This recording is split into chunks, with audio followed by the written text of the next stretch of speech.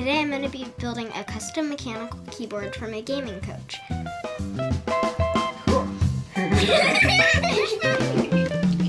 Make sure you smash like now and subscribe. You need to slap like. You need to smash like now and subscribe. You need to smash like now and subscribe. You need to press like now and subscribe. You need to press like now and subscribe.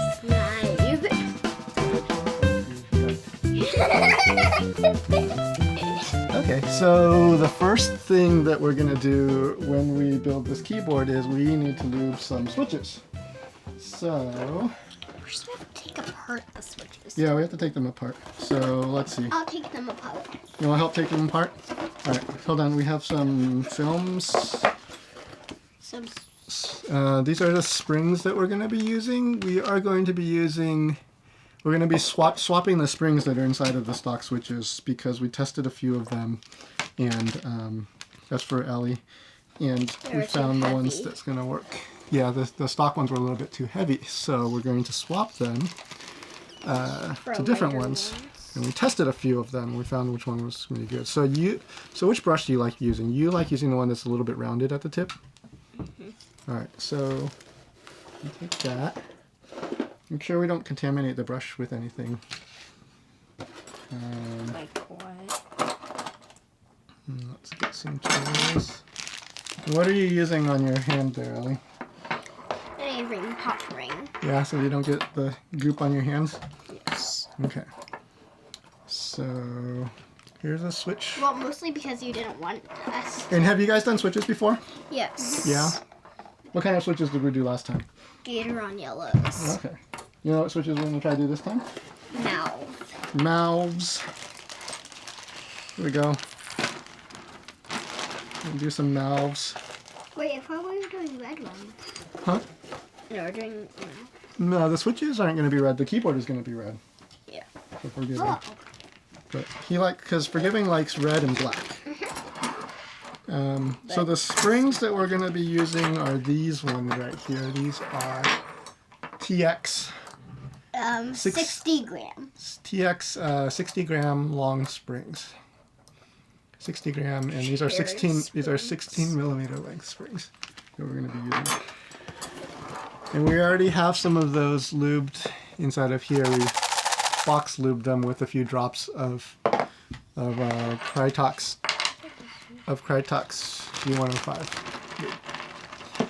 Alright, so hold on a sec, let's get some bowls out so that we can take these switches apart. Alright. Okay. And have spots too. I also forgot how... I got him. Which way? Okay. So the main thing that we want to have happen is we want Ellie to do all of the lubing on the switches. So that way they all come out as close as possible, or as close to the same as possible. So Biggie, do you want to start taking switches apart, and then we'll sort them? Which way do you do it? The switch good. So why don't you just take the part with the LED, and you can just face that down. Where does the LED go? There's a little hole right here for the LED. See how that part has a slot in it, and the other side doesn't? You can take that and face it towards yourself, and then push down. Okay? And then pull those apart. But I can't place that nothing goes flying. For you to do a few thumbs. Alright, so let's put the springs in here. And then we'll put the other parts. The poop ball? This up. That's fine. You get to pick where stuff goes. So what we want to do is we want to make sure that we have the same amount of lube on our brush every time we put it onto the switch, right? Yeah. So Ellie, what I would do is, I think that might be a little bit is I would load up your brush to where it has lube on it all the way on. Let's put your hand right here so we can see. Load up your brush so that we have lube all the way on, and then we'll brush it off, just off, so that you have it like that. And then you can make sure that every time you do it, we do it that way. And do you remember which part of the switch we're going to be lubing. We're gonna go there on those two rails, and then we're gonna touch the end of the leaf, right? And what? Here, I'll do one for you, and then you can follow. So first we're gonna do the rails, and we want to make sure that we hit all the way to the bottom of that rail. And we get a little bit of lube on all of it, so I'm going to do it twice. Right? And then we're going to hit the leaf just like that. And we're done. Alright? Next. There you go. And then you what?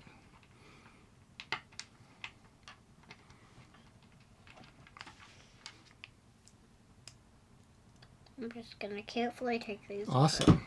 So you make sure that you have the same amount on there each time. Good job, Penny. Sorry.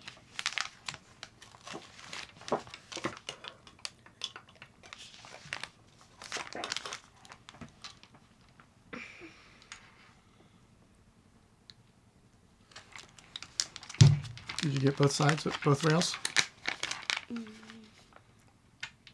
More time for the rails. Yeah. Make sure that you get. Do you see how the rail has that part on the very bottom? That's why we have a brush that fits just right. You want to make sure that you squish that in there and get that full bottom. Yeah. And making a lot of noise. Yeah. Good job, Penny. And I'll go ahead. Should I help do the... I'll help put films on. Okay. How about that? And we're going to be using Deskey's films on these Mauve switches that are JWK linear.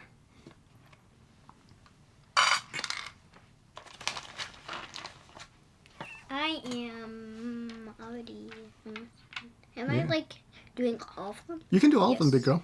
That's fine. You can do all of them. And then we'll still have some extras to do for a different keyboard. Yeah. Put the extras in my computer. Is this one done, or is this one you're gonna go? I just did that one. You just did this one. I'm gonna make sure that we don't mix it up.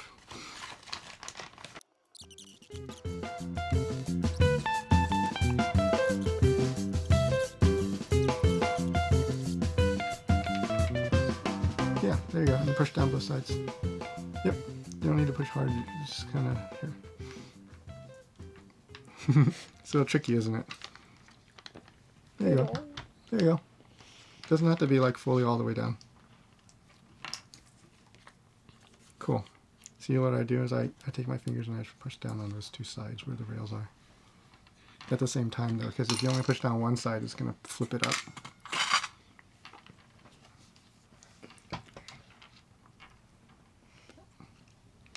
Cool.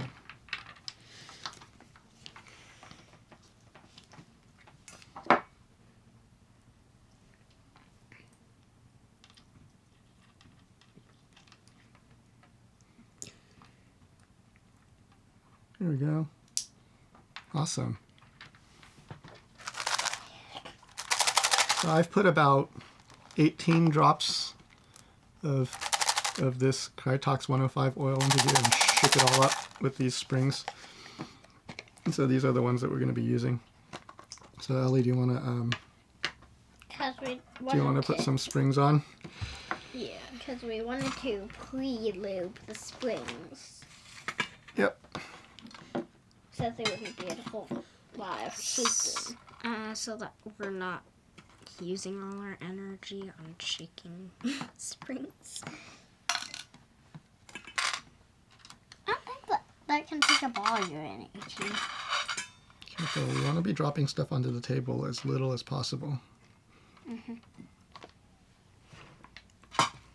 There you go. Made it.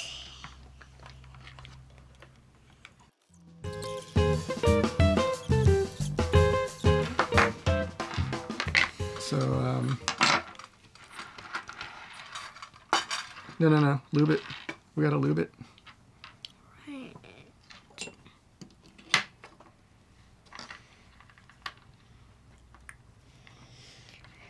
you remember which parts we're gonna lube on this?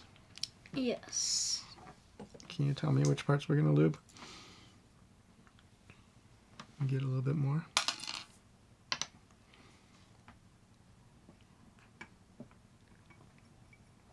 So we're going to use the same amount on each time, right?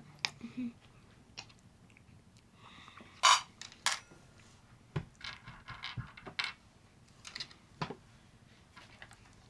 There. Yeah, we want to get both of those stems. There. And then we want to get There. all of the sides. There. Yeah.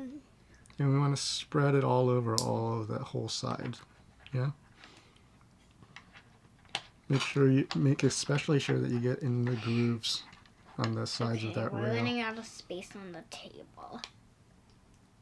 But that's okay. And what I would do on the stem is I wouldn't be afraid to mash your brush a little bit into each part like that so that you make sure that it's got every part. And we want to make sure that with these legs we have. Yeah. And then we want to make sure that the bottom, it's very important to get that bottom. And then we'll get the post. And then we'll get all the way around. Yeah.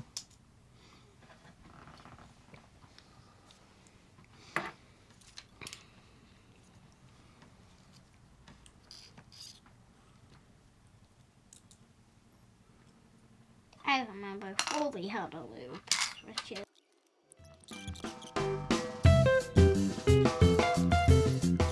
I know this will take like 3 hours. 3 hours? Well, yeah, it actually will take around that much time. Maybe a little bit faster because we're helping. Yeah, maybe. Yeah, if Ellie was doing it by herself, it would take like 5 hours. No, not 5 hours. Actually, maybe like 3.5 hours? 3 hours, let's say. Well, we have 2 switches done. You think that is very... See, look, we have 2. They're pretty good. Pretty consistent. Okay, I might need a... Is this one lubed? I'm just going to make sure. Wait, did the film go to the outside? No. Okay. Doesn't have film on it. You are very unrememberable.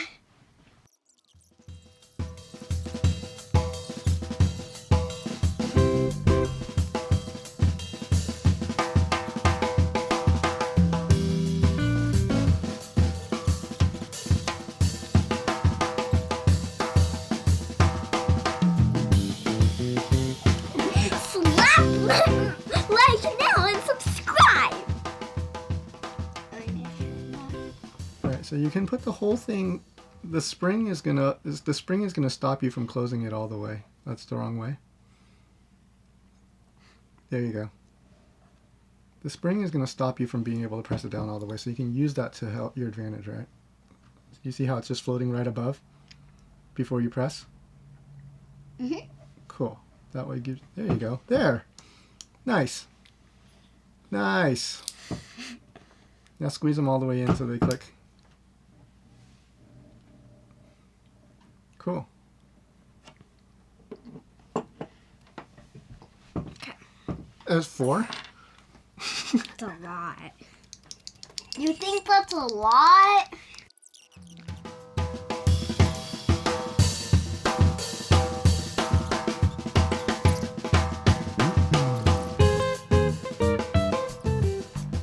I might need to make the next keyboard with only a little help from Ellie. Okay. And you. How about I do all the stuff that you're doing? So it doesn't take 3 hours. I mean, you mean 3.5? Oh, you're talking about. Look at this.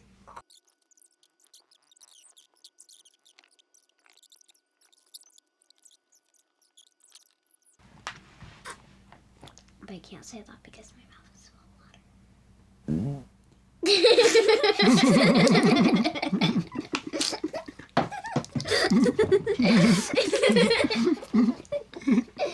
Perfect timing.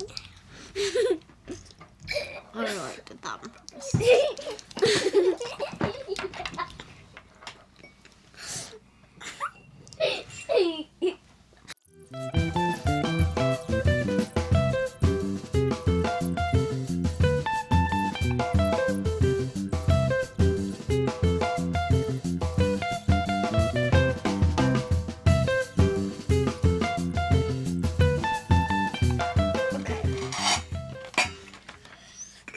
I noticed there were 2 balls, so one ball I'm gonna pull them apart and let the pieces don't go flying. Okay.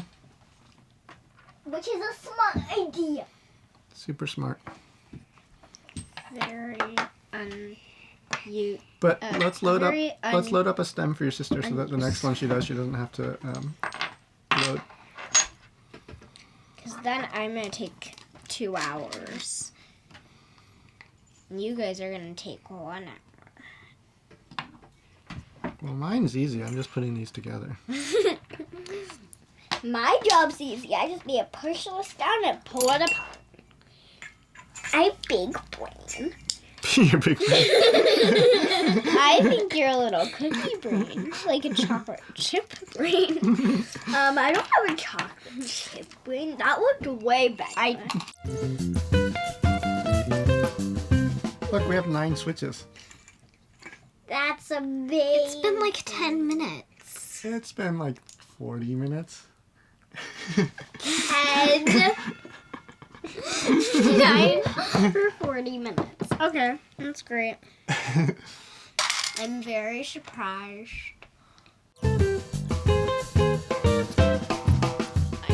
No, he won't. He won't mind? He won't. Well, he said he doesn't care about the sound. Yeah. Because he's never... Well, when he said that, he never felt custom keyboard. Well, do you know what kind of microphone Forgiven uses? He uses... A sound filter. A keyboard sound filter. No, he uses Shure SM7B. That microphone He only doesn't... uses that one for show, though. Really? No, he uses that one for stream. He said that on stream before. Oh, yeah? Oh, this one's only for show. Can't hear his keyboard. It's very sad that he's not going to be able to hear his keyboard. Penny, did you load up another one for your sister?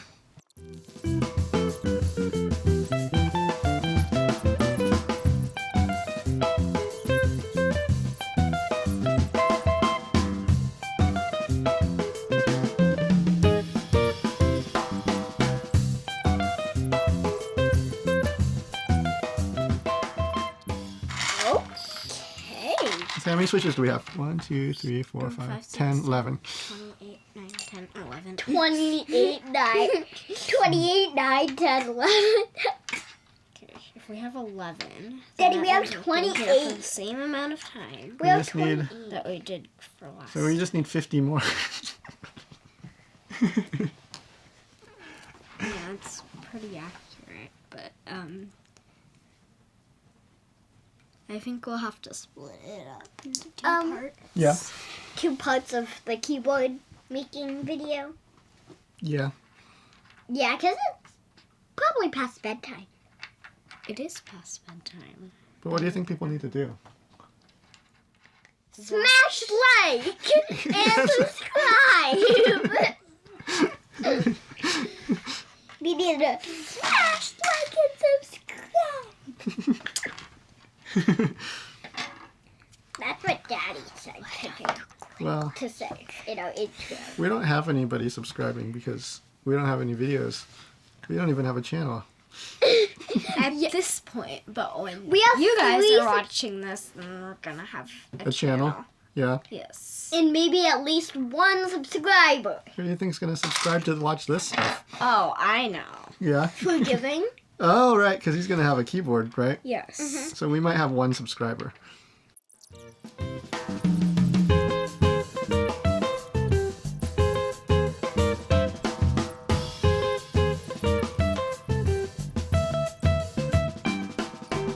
Are you sure you want to try? You want to concentrate really hard and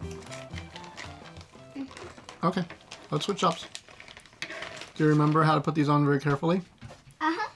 Like before you press it down and look and see if it's straight. See if it's lined up. You want to look at this side, and you want to look at this side right here. This side, and this side. And get them lined up before you press down. And then press down halfway. You can have a chance to adjust it if it's halfway. And then all the way. Okay? Sisters? Ready. I will wait. Sister's gonna review the stems when they're done, alright?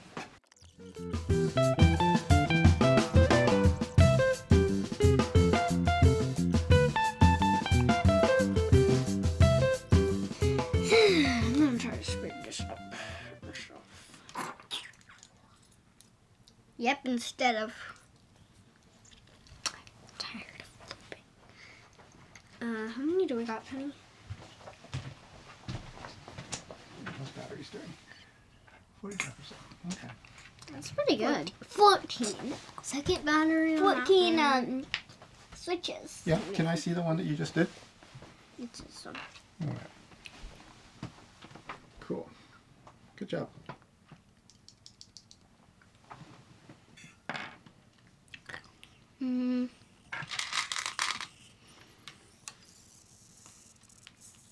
This is taking a long time. Yeah.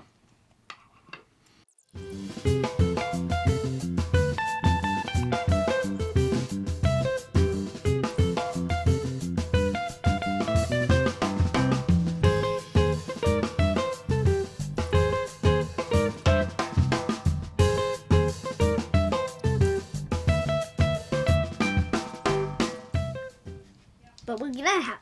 Actually, no, we have 20. 20! Finally.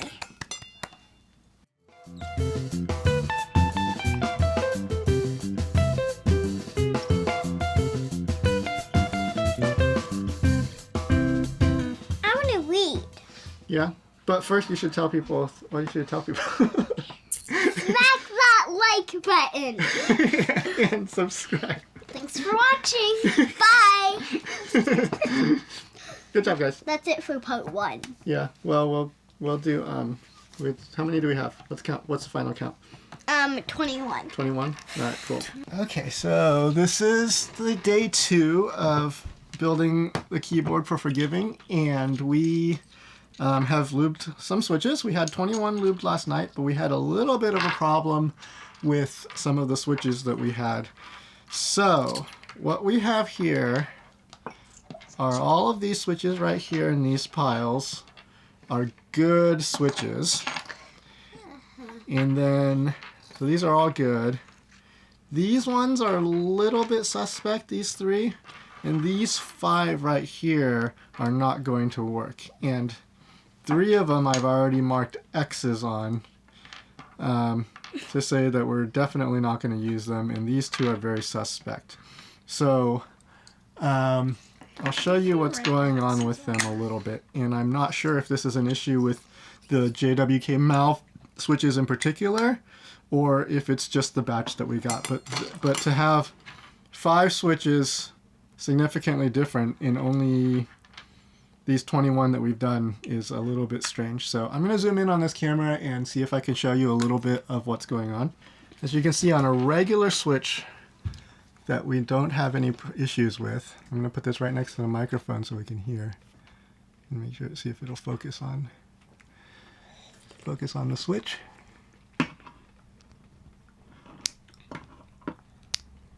You can hear how the switch returns very strongly. And on the switches that we're having problems with, if we can get focus here,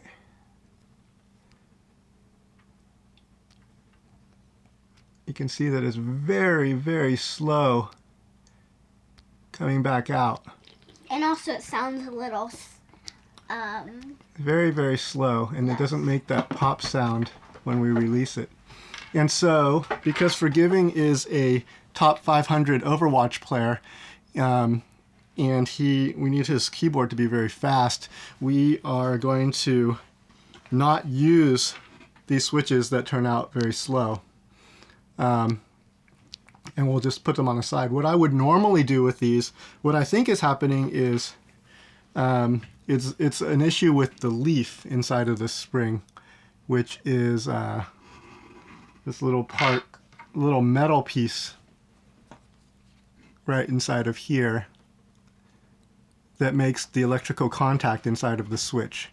And so what I think is happening is the leaf is a little bit tight, or the tolerances on the leaf are loose inside of these switches, and that is what's causing this problem. And the problem follows the base of the switch. So I can switch the stem, I can switch the top, I can switch the spring, and the issue will still happen. The other thing is we are not using, the other thing that could drag the switch down is if we're using just too much lube, but we are using pretty small amount of lube on all these switches. We're nowhere near the point where we would be dragging down the speed of the switch with the amount of lube that we're using. Let's get ready to lube some more switches then, huh? I undid it a little. Okay. So let's keep going, and let's hope that we have enough good ones. Yeah. For Giving's keyboard. For Giving's keyboard.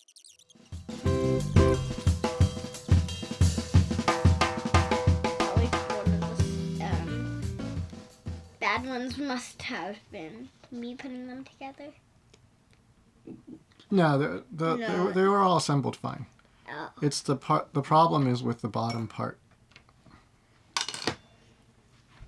We had one that had a munged up desk key, but that was fine.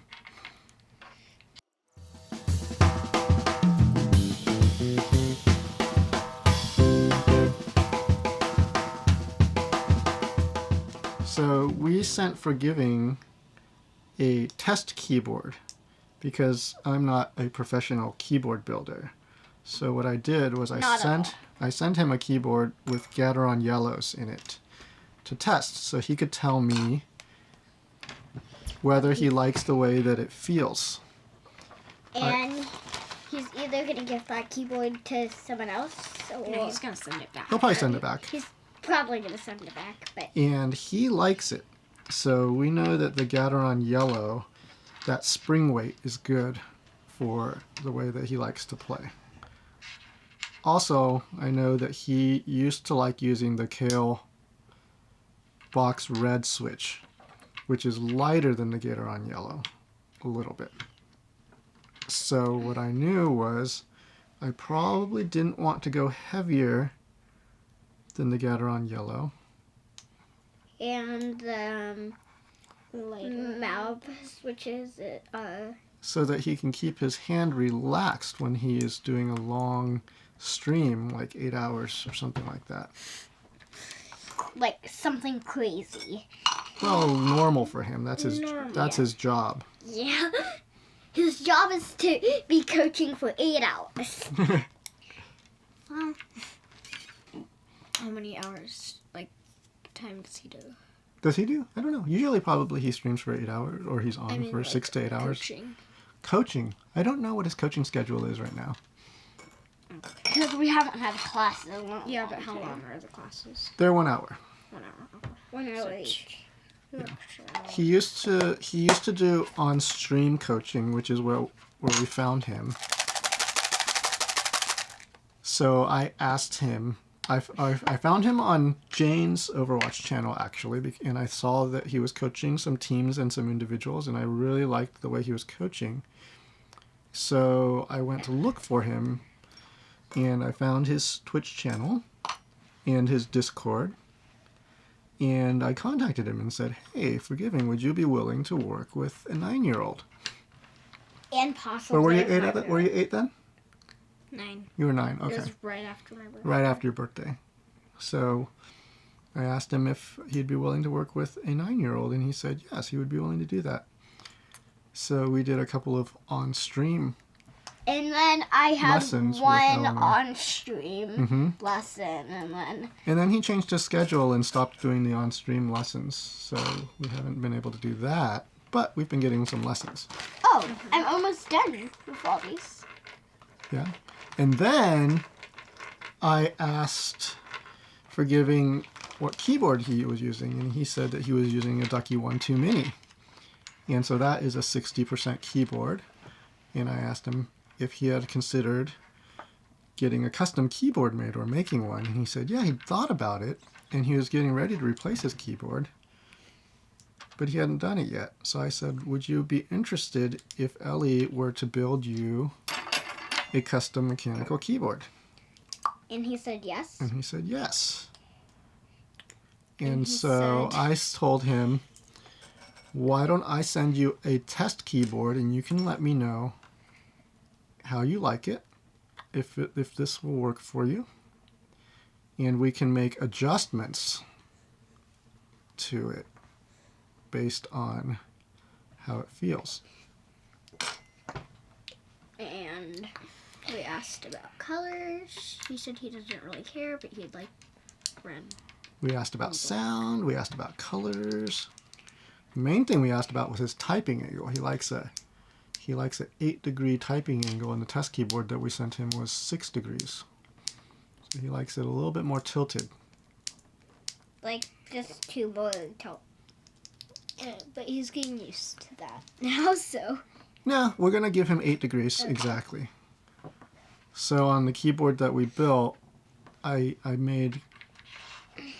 changed out the rear feet of the keyboard case so that we can, and then I grinded it down slowly until we got exactly. I forgot that we had a yellow case. Yeah, I ground it down slowly until we got exactly 8 degrees. Perfect for what Forgiving wants. Like perfect. Yep. Because that's his favorite. Originally, he told me he wanted 12 degrees. So I made it 12 degrees, and I said, hey, Forgiving, this seems pretty steep. You sure about that? And then he remeasured it, and he got back to me and said, no, it's 8 degrees. And I said, okay. Phew.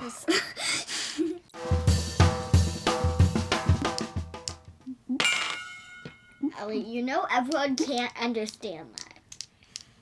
I know that no one can. It's your secret language. It's not a secret language. It's just a fishy sound. A fish sound.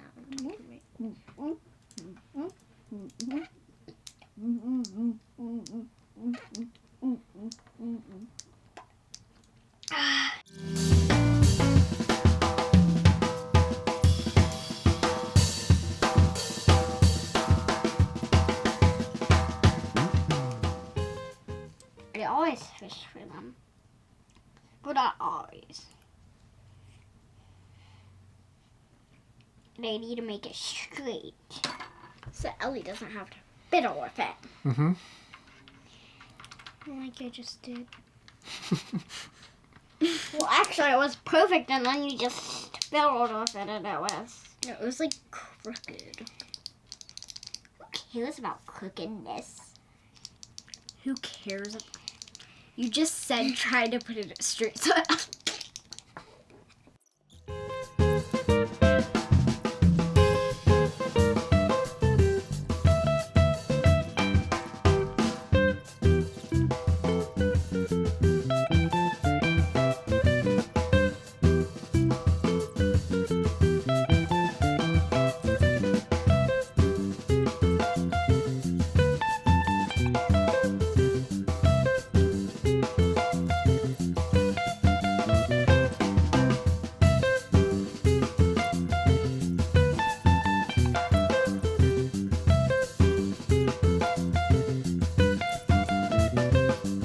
Alright, so this pile is all the good ones that we have. These are nice and fast. These ones are the ones that I'm thinking about, and I've had them in the order from slowest to fastest in the suspect pile.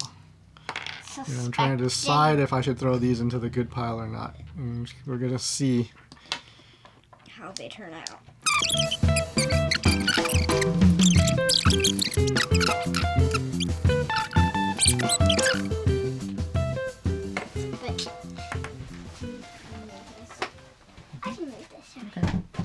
Check and see if you have enough space over there, right? I don't. I'm a statue. Yeah, you do. Kind of. That's pretty good. Ellie, you're not a statue. Yes, I am. You totally are not.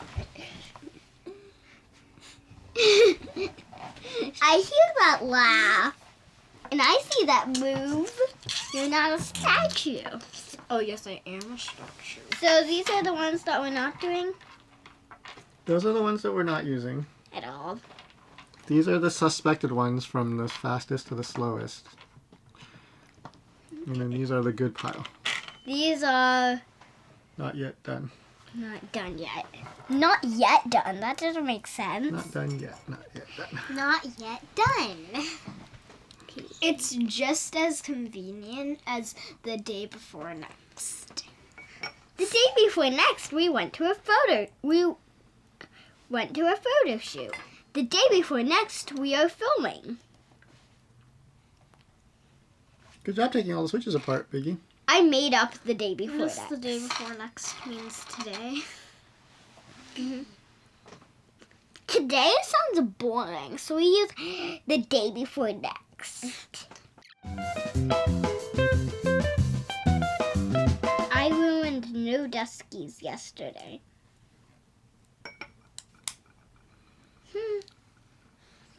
Can I see it? Nice. Ooh. That doesn't sound like a click, it sounded like a snap. What do you think?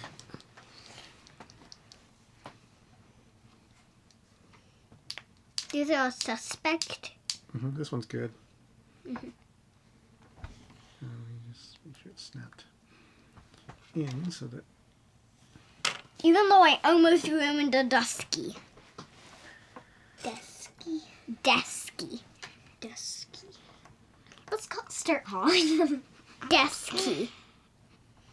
Desk. Wait, I noticed that it says desk and then key. Yeah, desk key. They share the Because they K. built them with a desk. And the for keys.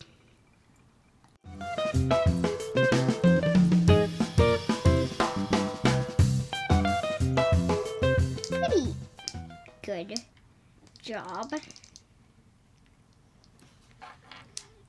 Not a good job if it's like a real job and it's like your job that you always do every day. One next desky. If we did this every day, it would be very boring. Well, I mean, we'd get used to it, but then we'd like start to slow down.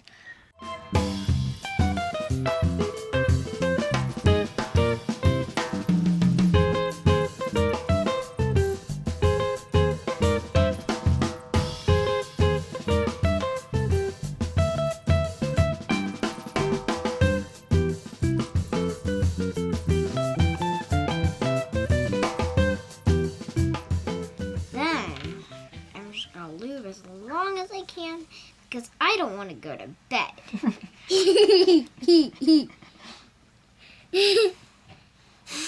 It's my best excuse. Yeah, it is. It is a very good excuse.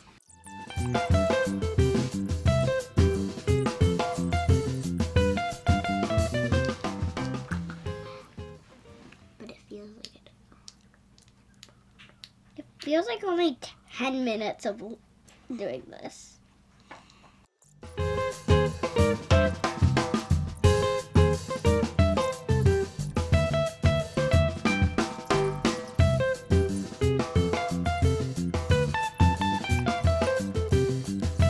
Hi, this is day 3 of making a keyboard for forgiving. yay. So, Lubing switches. we have 44 switches that I looked at, and are all good.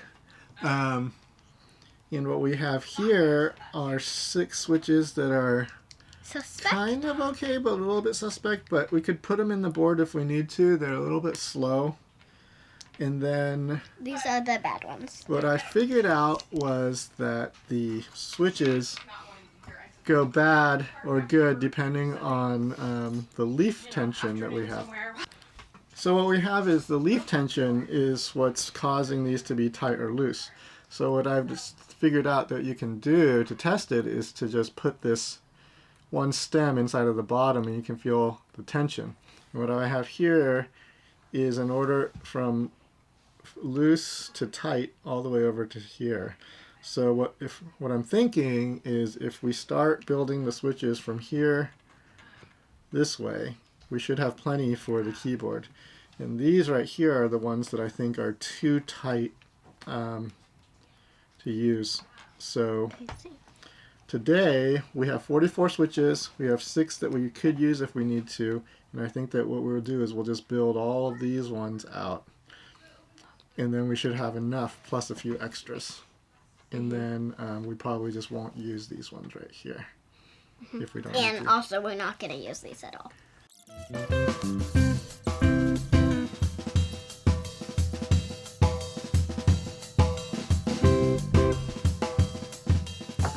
So where is the So Ellie, I want you to put so I've heard like anything between like 10 and 30 drops from the internet on how many to put in. So I've just been putting in about 18 drops. Put that right on top of the springs.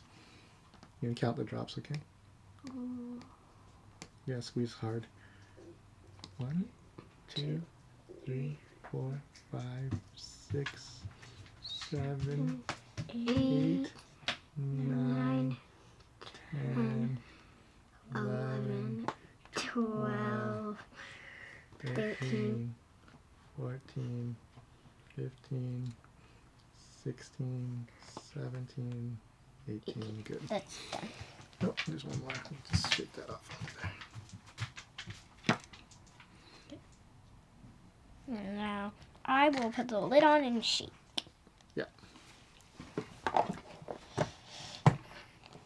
Shake, shake, shake.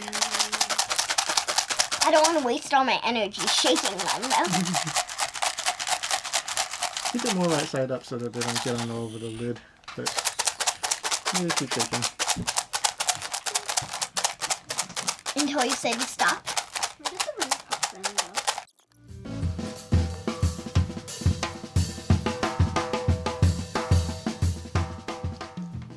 Which side is up? The shiny side or The shiny side is down. so that doesn't hurt your eyes? I don't think it really matters that much, but I've just been doing them shiny side down. For no reason. Because Well, it's just the way that people said to do it, so I'm just doing what the internet tells me to do. The internet is not always correct. Yeah. I think the internet's always correct. I always Well- believe what I see on the internet.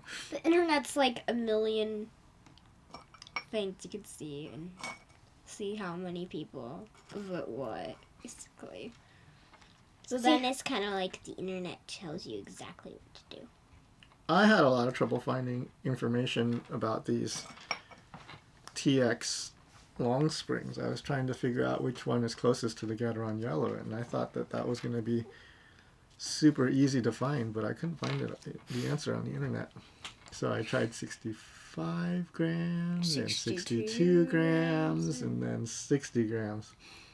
And then I thought that the 62 grams was going to be Perfect. perfect. And then I typed on it and I was like, oh, this is heavier.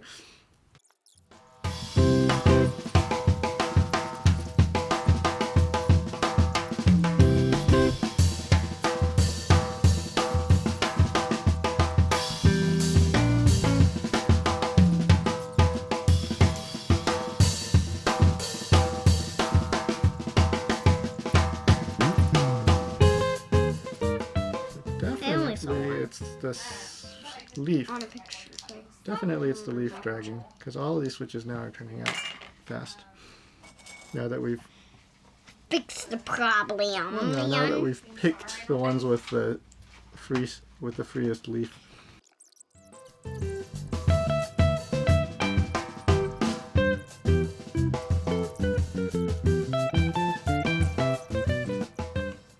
Ellie, did you It's boring not doing the lubing. It is boring. It's tiring doing the lubing. We're almost done. We're gonna get these done pretty quick. And then we'll be done. And then we can Move on to the rest of the keyboard. Yeah.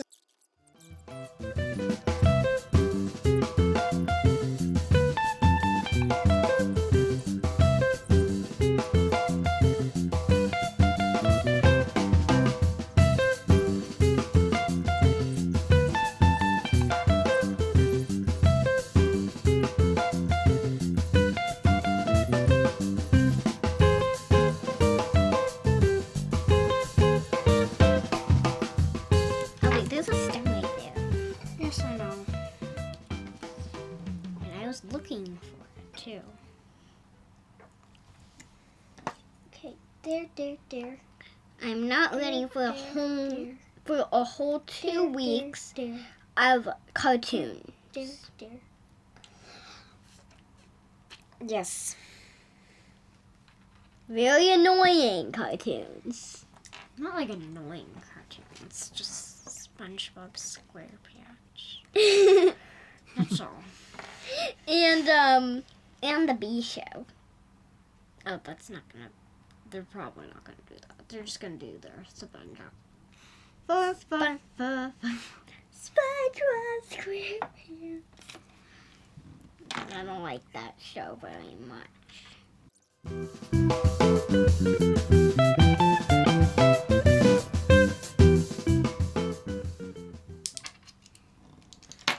Two more. Which means only like 2 more million things to go. 2 more million things to go. That is very great grammar.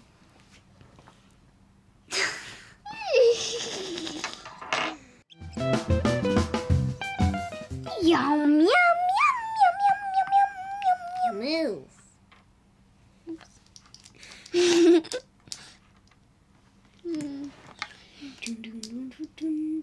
I'm fishing for springs. Everyone fishes for springs. Okay. 3 more to go. Daddy, what's your job? Just load the stems. Yes, I was trying and also putting on caps.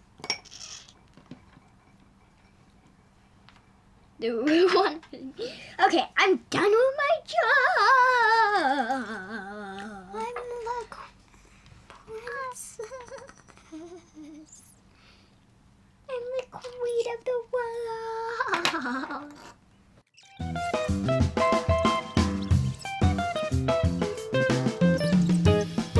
Dorky.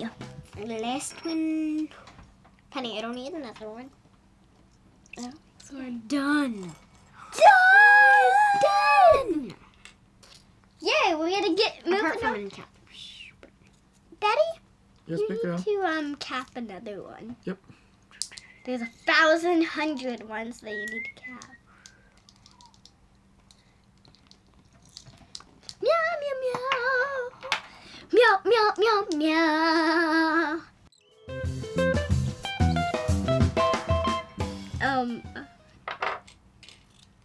Done. Yay.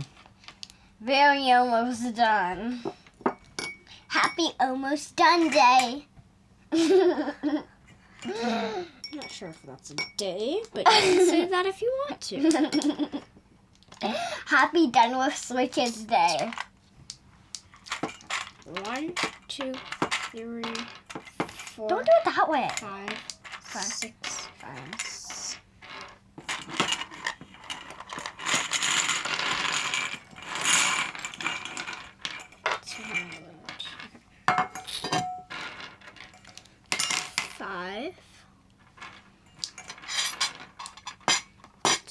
No, I will hold that.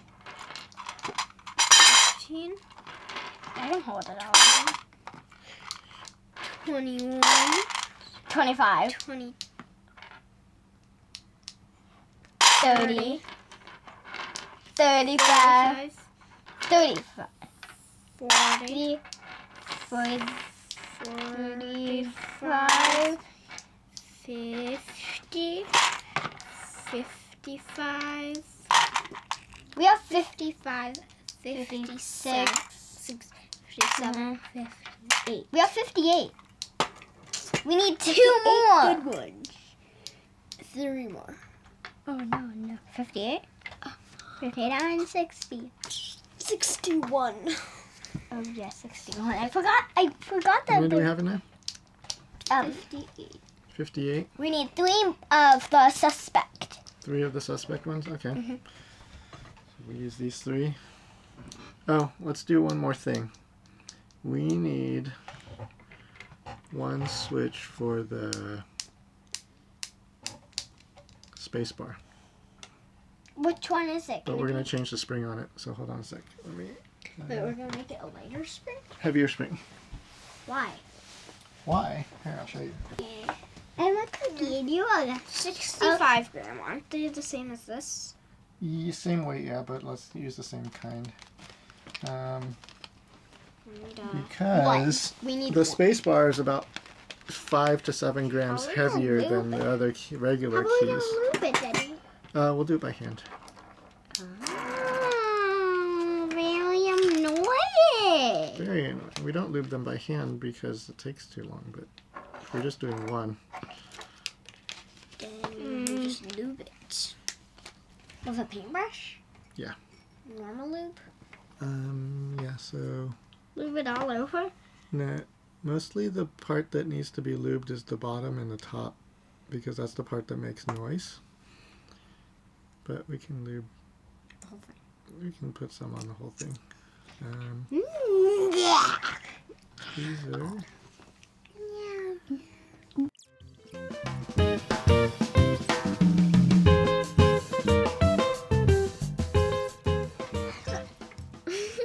Why can't we just use the golden springs? Probably could, Yeah, we probably could. but these are the same kind. The golden springs are not as long, and so the way that it He's built is different. there's less force on the top. Meow! Meow! Meow, meow, meow, Hey, meow, Luca. meow. I said, okay, I understand. Tweezers. You don't need to show them. They're tiny.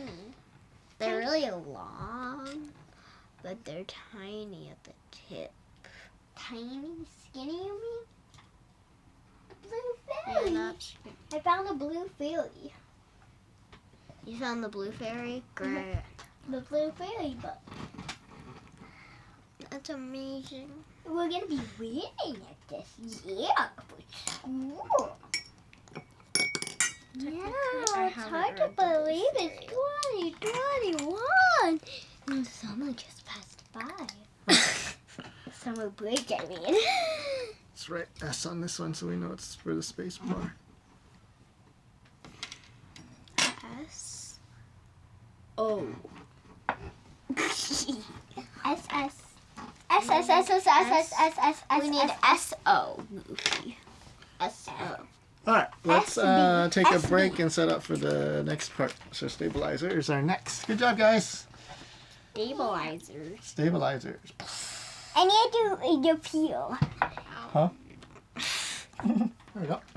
Looks like Hello, it's working. hello. That sounds great. Looks like it's good. Even though I'm talking a little louder than I normally do, which is good for camera. It's recording. Okay. We are gonna make stabilizers. Yay. Stabilizer. So, Got some. For giving keyboard. yeah, we're going to work on some stabilizers. So, while you go ahead and take those out, we're going to be using Durock V2 stabilizers. As well as this weird measuring thing. It's not a measuring thing. Well, yes, it is a measuring thing. Should I get the stabilizers out? Yeah, go ahead and pull them out onto the mat. I'll take these out first. Why do we need it on the mat? Well, we're going to be cutting some things, so let's look for all of these. There should be 10 of them. And we'll separate those out, okay? 10? Mm-hmm. Stabilizers like a 3 stabilizer.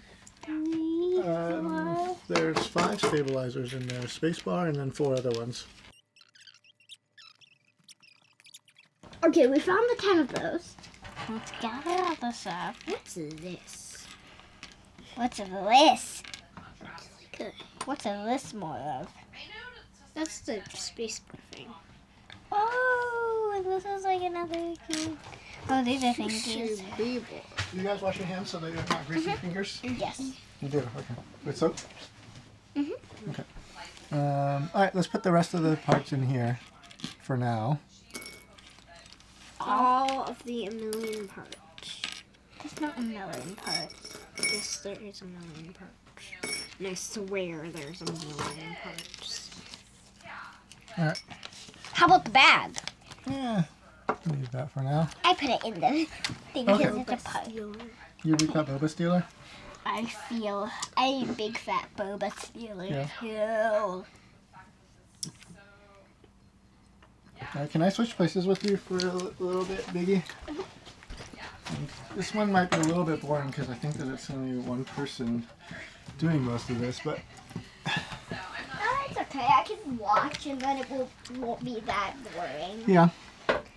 Okay, so Holee mod makes it so that the stabilizers are a little bit tighter and don't need as much lube. And we are going to be doing something similar to the Holee mod, except instead of using a band-aid that most people use to stick inside of the hole, we're going to be using this plastic UHMW Tape.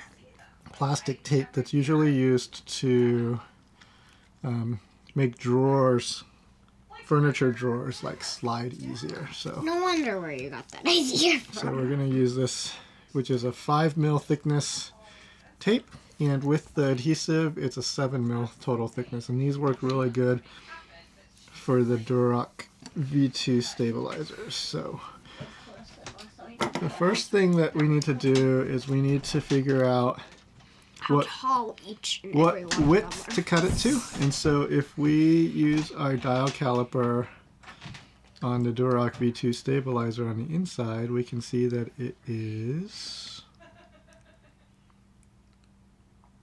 about 0.1 inches, about 0.1 inches thick inside. And so what we're going to do is we're going to set our dial caliper to 0.9 inches, which is a little bit less, and we're going to try to cut our strips to that width. And so how we're going to do that is we're just going to use a PC board. This is any PC board, but this one's just a convenient size.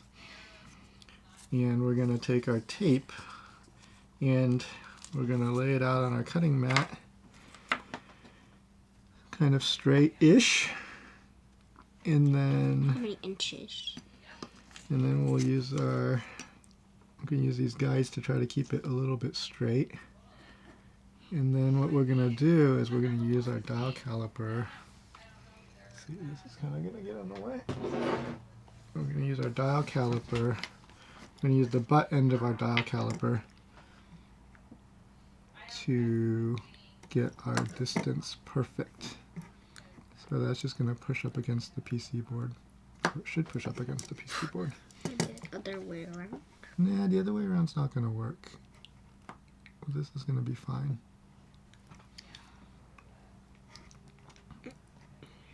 Okay.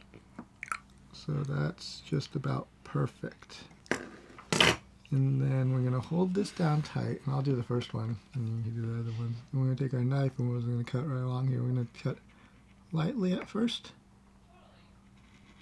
and then we'll cut it all the way through. Oops. And cut all the way through.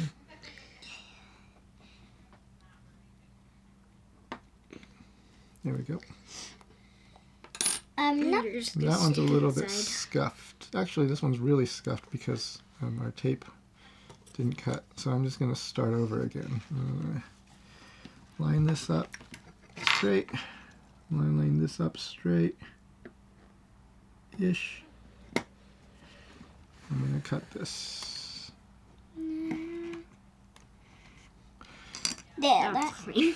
And then I'm going to do it one more time because that one's scuffed.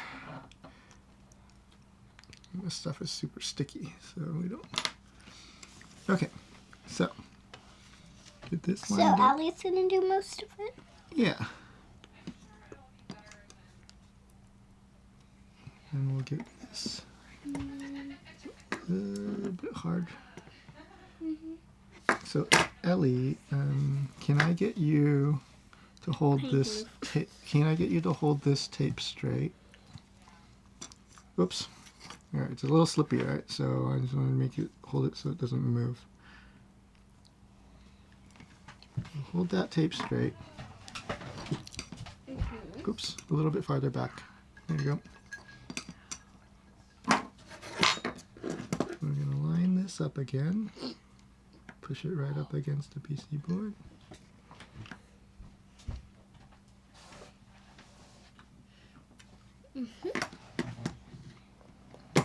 Where did my blade go? Right here. I'm going to cut this lightly at first, Then more hard. then hard all the way down. And there's a piece. A real. Alright. So what I'll do is I'll help hold now, and you can line it up and cut. Or I can help you get it lined up first. So we can let's get our tape. Let's get our tape straight first, and then we can get this lined up kind of straight. And then you can push that against there, and then check the top and the bottom of the tape. We want to get the top and the bottom. There you go. Okay. Is that good? Oh, here. Let me try. I'll get this one lined up quick first. It's hard to see, huh? And this slippy.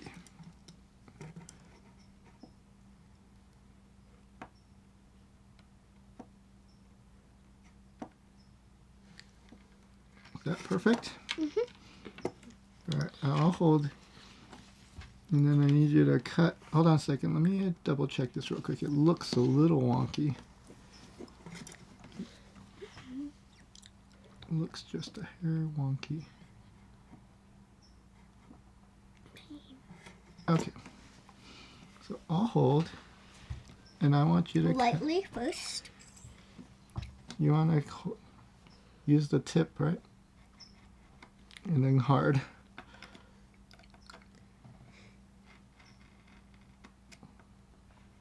It might take a couple tries. Perfect. Perfect on the first try. Nice. So then I want to get 10 of these. 10 of these. This one's a little bit scuffed. We might be able to use it, but I'd rather just make a clean cut. 1, 2. Biggie, you're blocking the light.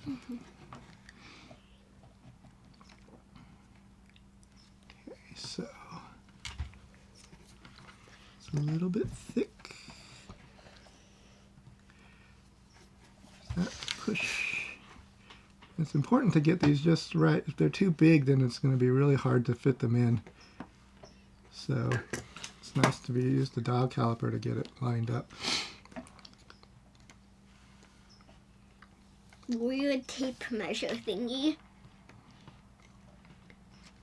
You don't need to cut all the way out. All you need to cut is that paper. So you don't need to cut all the way out there. But use the tip of the, use the tip. Yep. And don't cut sideways like that. Cut more straight, all right?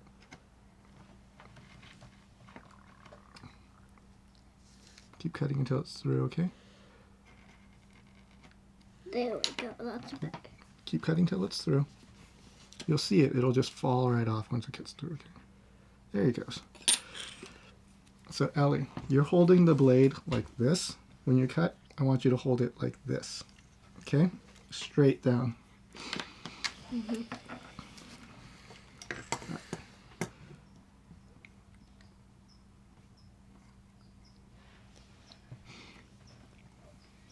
see. Looks pretty good, but let me just double check this. Okay, we got 3.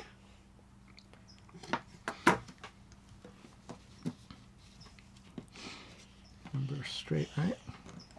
You can put your body over it so that you're lined up straight to it. There you go. And just keep cutting until it cuts all the way through. It'll fall right off. Oh, shoot. We went sideways. Oops. All right, that one's scuffed. Putting the scuffed pile. Okay, so I'm going to make a new cut, a fresh cut. That one's kind of scuffed. Make up for that scuffed one. Oops.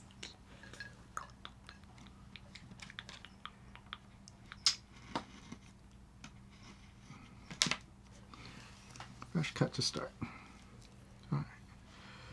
This stuff is super sticky. All right. Line this up. I'm going to try to move over this way a little bit so that and when you're cutting with your right hand, I want you to move your body closer to me so that your shoulder is over the spot where you cut, and see how you can cut like this straight. All right, so let me get it lined up first, and then you can scoot your body over. Okay.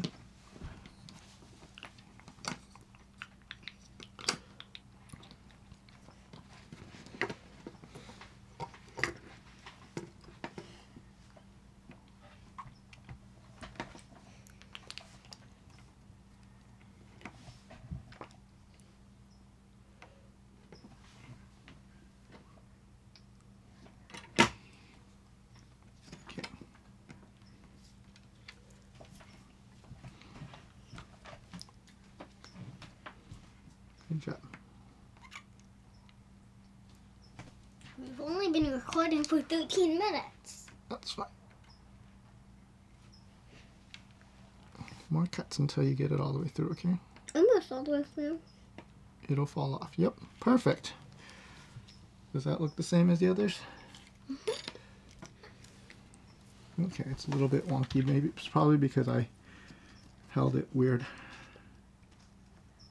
Okay, I'm going to try to line this one up better. Go ahead and hold it there. Make sure it's against the bottom. Bottom. Uh-oh. Top part. Push. Bottom part. Okay. Right.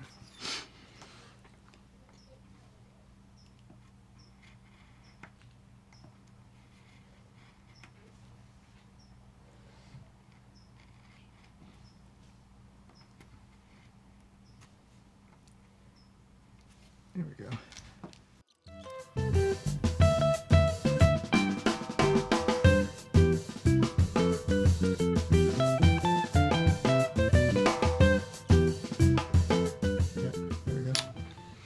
All right.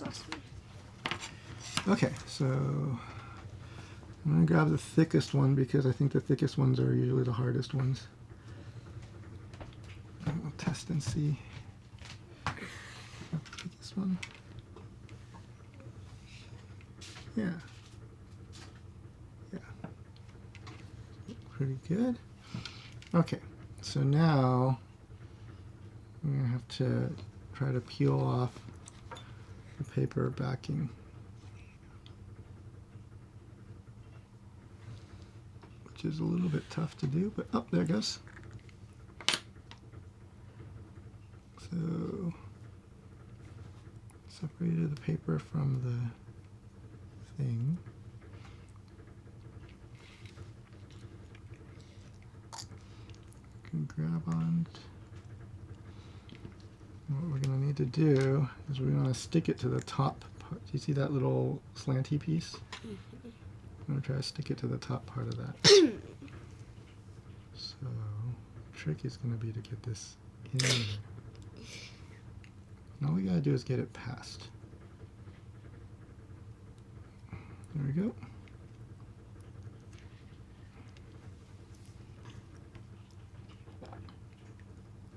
Stick this in there.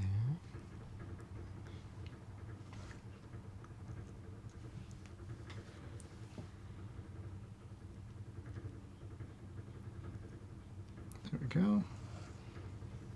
Hold on, don't touch. As much as you can not touch the adhesive, the better. So then we're gonna stick it down.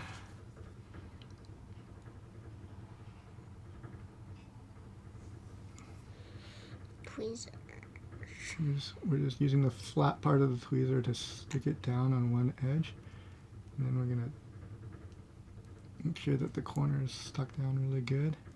And then we're gonna bend it over. Stick down the front edge.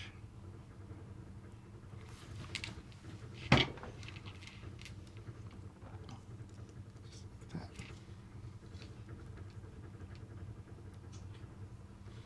And then I'll show you how to do this one, and then you can do the next one, alright? So once we have it stuck down pretty good, I'm going to press it down, make sure that it's stuck all the way in. And we use our blade and we chop off the extra on the end. Right along there. Chop off the extra piece. And they're sticky, so we want to get that. And we'll do the same thing on the other side. Chop off the extra piece.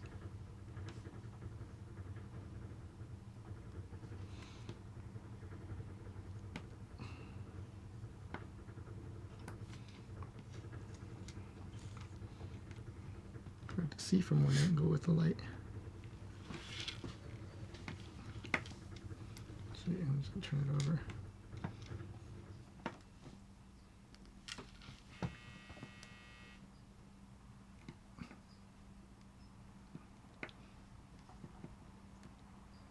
Uh-oh.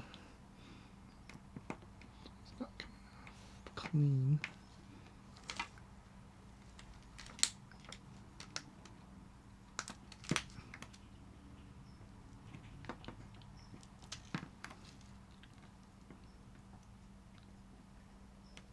Yeah. And then tweezer again and make sure it's stuck all the way down, solid. Yeah? All right.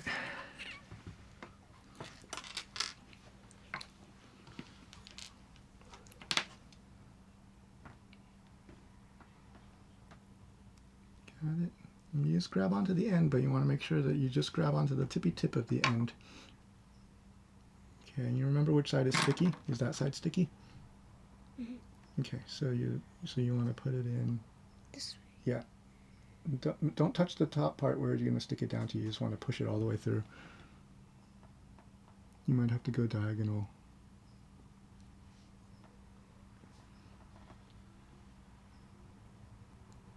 Just push it all the way through without sticking it.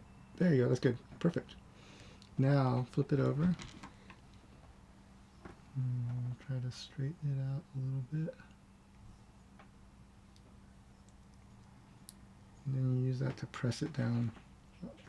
Don't use the pointy tip of it, but use the flat part of it and press down on one. Yeah. Press down on that side. Good. And then press down on. Don't use the pointy tip of it. You go from the inside. Go from this side still. And we'll just use one side of this. We'll press with the flat side, and then press with the flat side all the way down like that. Press those, get all the air bubbles out. Don't want to scratch it with the pointy tip, okay? And also you want to kind of a little bit be careful because those tweezers are delicate. I don't know if it's easier with the angled one, but there you go. Great. Then, Just me. so we want to set it up so that you can. So you want to cut. Here, I'll help you with this one. Grab onto it. so you can feel it. And grab right on the edge, chop it, and grab onto it, and give you the feel for it.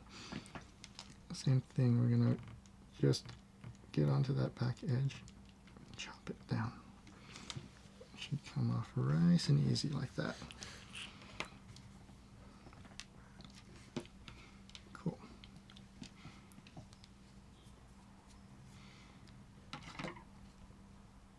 Now I'm just going to press these down hard to make sure that they stuck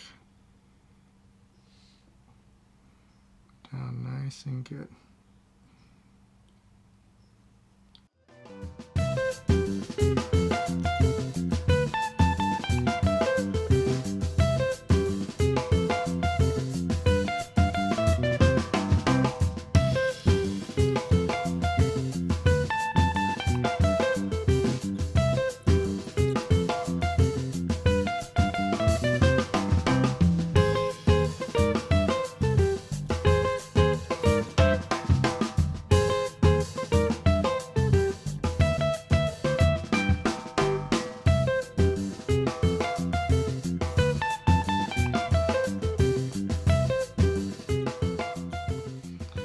Sticking these down because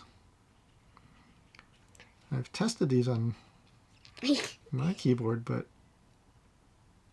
I would be more comfortable if I had tested it for like a year before putting it on Forgiving's keyboard, but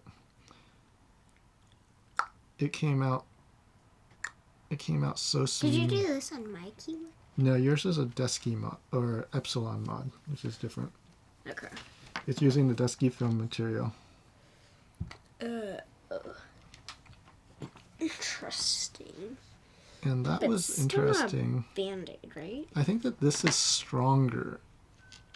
I have one not perfect stabilizer. What I didn't like about the Desky material is that it rubs off. If you were to stick it onto something and you rub it side to side, the material comes off.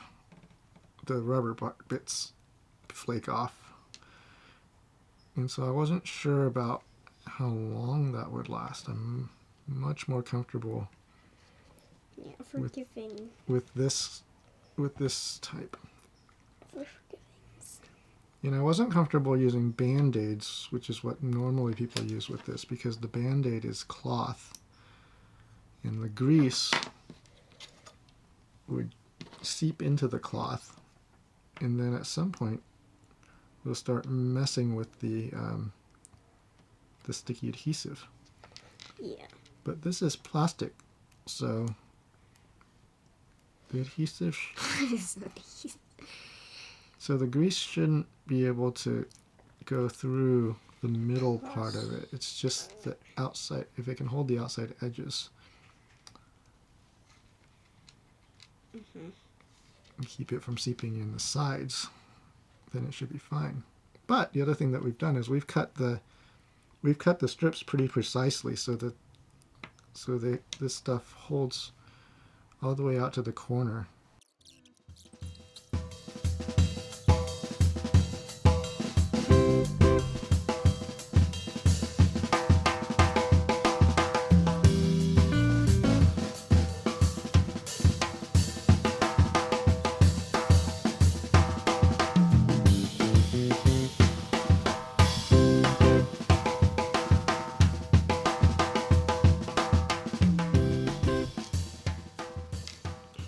Pennie tuned out.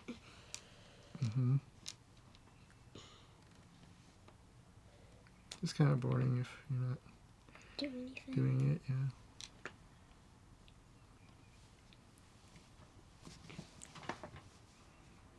Some people say it's even boring even if you are doing it.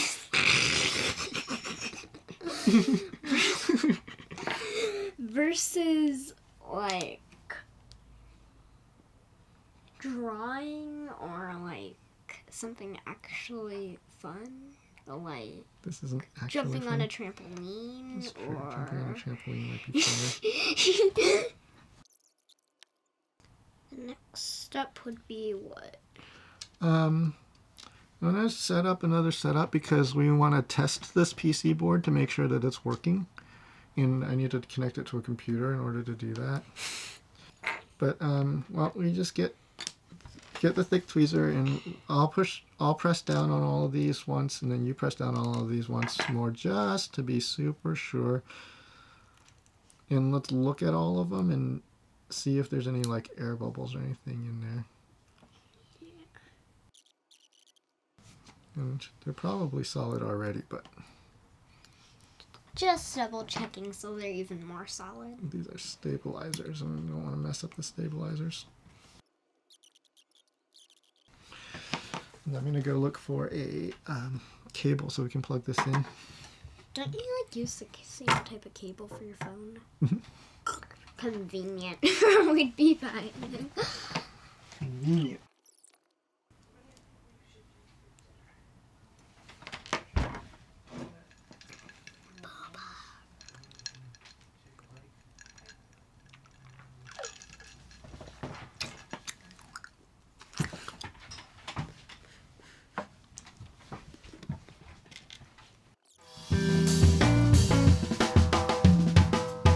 You need to smash like now and subscribe.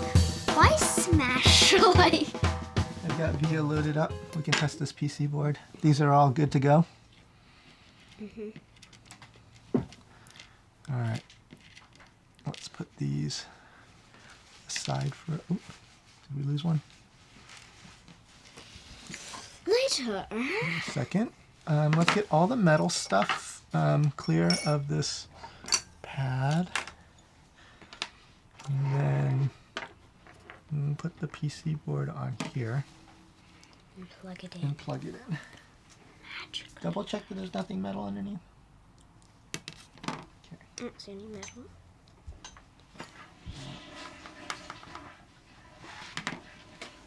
And what we're going to do is we are going to test to make sure that all the switches on this keyboard are working. So you want to plug that in?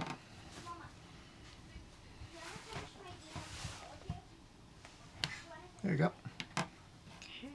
Okay. LEDs on this? Yeah, hold on one second. Let me Red LEDs. set the key testing mode. Okay. So, do you want to use a straight tweezer or an angle tweezer? So, what we're going to do, here, I'll show you what we're going to do. So the switches stick into the keyboard like this, right? They go plop, plop, plop, plop, plop. And so the switches have a center thing and then two legs, and then these two metal studs. So what we're going to do is we're going to go across each switch, and you can see where they are, right? And we're going to touch these two together, which are what would happen if you press the switch, and you can see that one of the buttons. So let's go through all of them, and we'll click on all of them. And we want to make sure you don't want to touch other stuff on the PC board, right? So use a thin tweezer. You want to careful. You want to make sure you don't touch other things. Only those two circles, right? So I would flip it around like this, and you touch those together. Yep. Yep. Yep. Yep. Yep. Let me just make sure that all the buttons work before we install stabilizers on this PC board and other things. Yep. Good. South or north facing LED lights. Good. These are south facing. Good. Good. Then we're going to put north facing. Good. Well, we don't have shine through LEDs for Giving's keyboard because he doesn't really care about LEDs. He doesn't care. Well, technically, he said he doesn't really care about anything. He said he doesn't care about sound, but we're going to get him a nice sounding keyboard. And he also doesn't care about color. But we're going to give him the colors that he wants. He likes red and black. And we're not doing anything crazy. We're just doing a red keyboard with black keycaps. So black and white keycaps. And then I think we're going to put some red LEDs so that it has a little bit of red glow underneath the keys, and that'll be red. Yep. Hopefully that'll be red and black enough for him.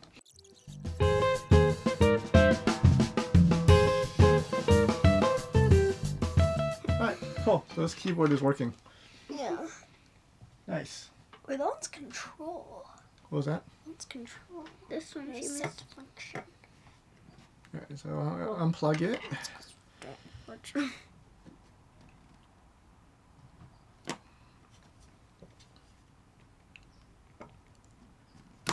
Nice.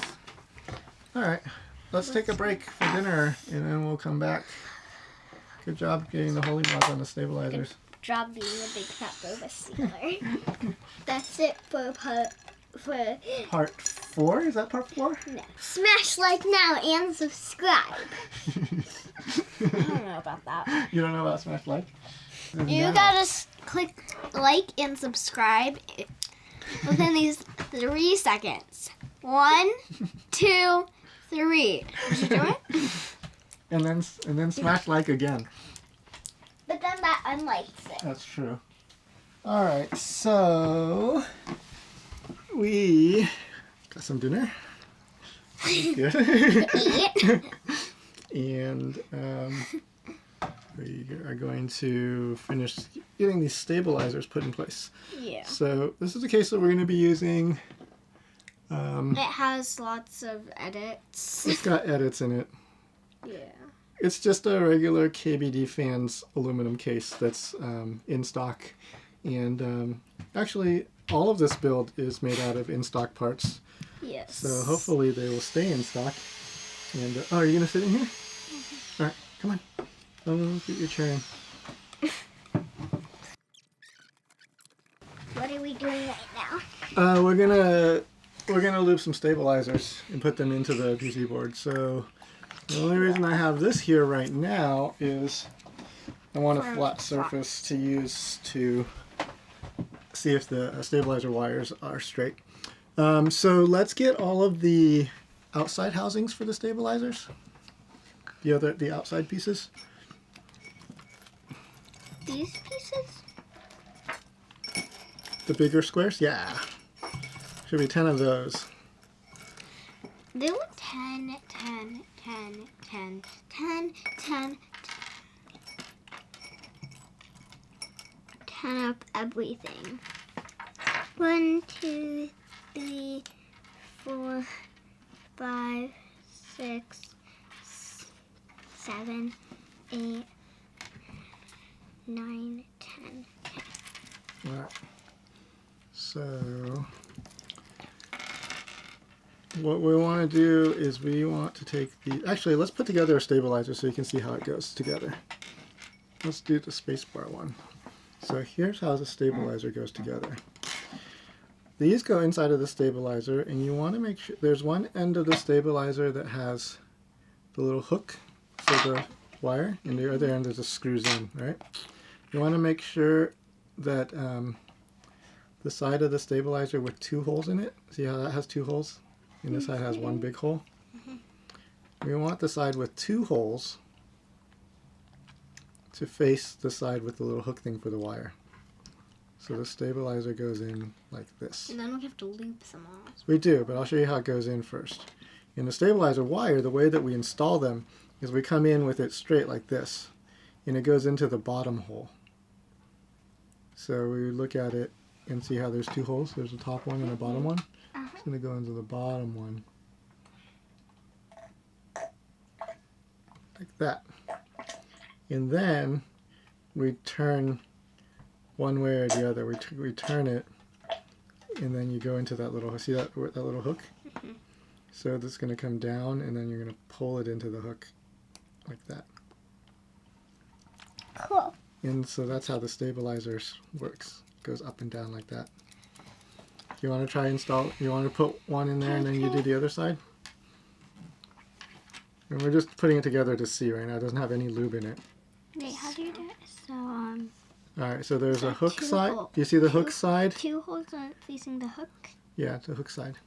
It goes in like that. And You can take a stabilizer wire and go in this way, and you don't want it to go into the second hole, so you want to set it up so that you want it to go into the bottom hole. Or you can do it. You can do this one, Ellie. how do you get it to fit in? How do you get it to fit in? Here. Yeah, it just drops in. That's in. See? See how, and then there's two holes there, a top one and a bottom one. You want to put the wire in to the bottom one, like that. Oh shoot, this has see, this is why we wanted to clean up our desk. See that?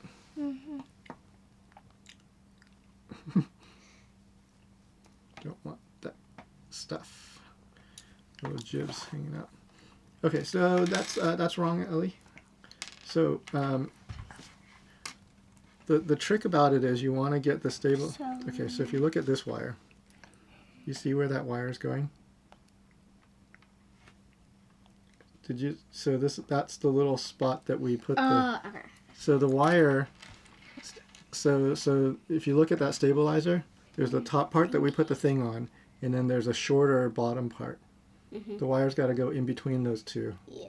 And it's a little bit harder for it to go into those two because we made the gap smaller by putting the thing in. So it goes like this, and then wire goes in, and then you wiggle it a little bit, and there it is. It's in. Okay, you try. So you put it in the bottom hole like that. Don't force it, please. No. When the wire goes in, so these are delicate because we did these mods on this, Penny. So I need you to not force anything. All right. Everything is gently. Okay.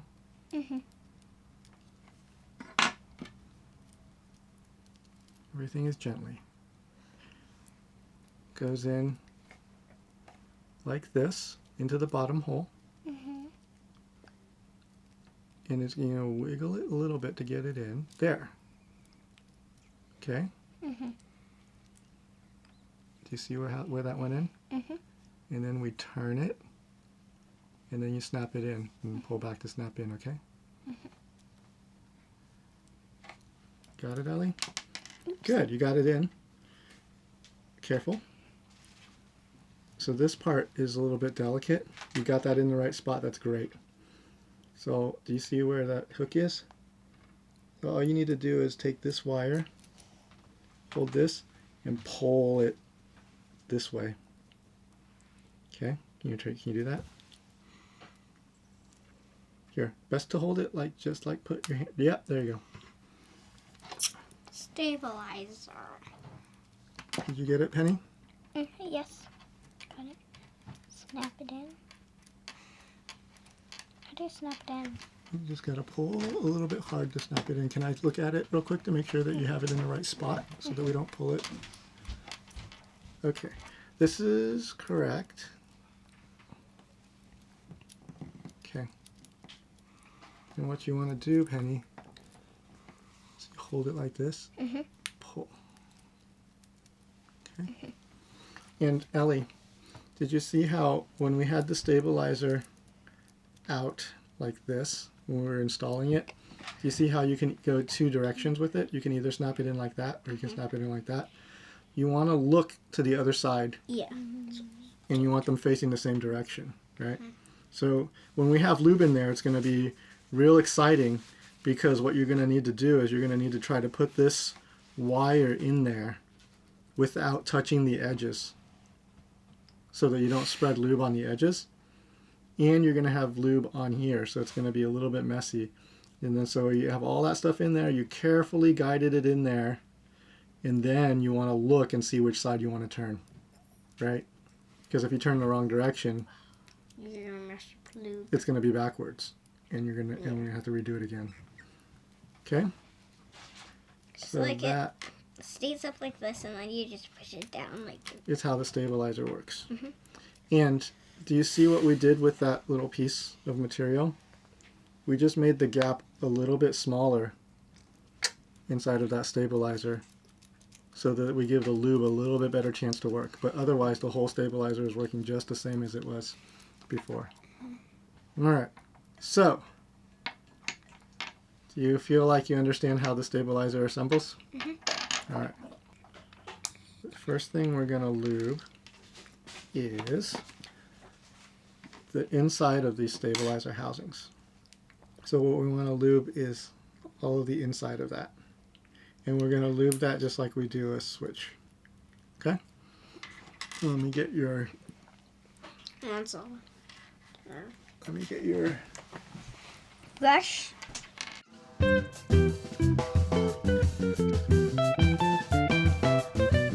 You're painting. And you can probably, because this is a little bit more than you're putting on a switch, you can probably afford to use a little bit more than you do on the switch. Yeah.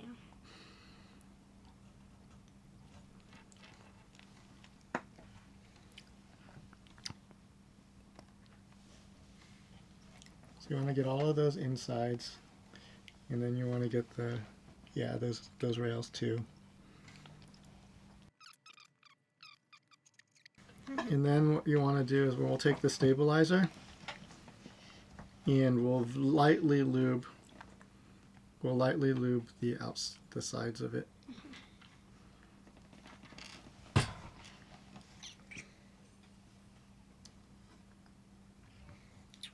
Do you want the grabber? Yeah, I'll go get the grabber.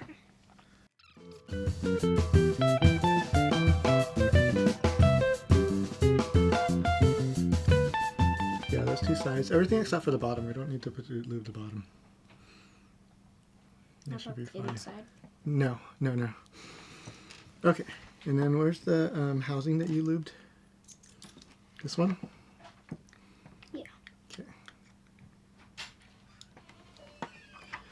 So we'll go ahead and put these in.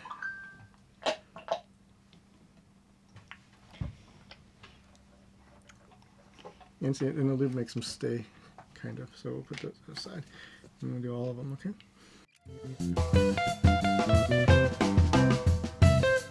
A lot more slop in the stabilizer. Am I able to do any? Yeah, you can lube the inside. Go ahead and lube the inside one of these housings, okay? We don't have your ring, do we? I'm gonna go get your ring, okay? So inside? Yeah. So everything on the inside? Everything on the inside. Not the bottom, This but looks like a salute. Does it? Kind of. I touched the brush there, inside of there, for like a tiny second. I'm gonna go get your ring thing, alright, Vicky? Ring, pop ring.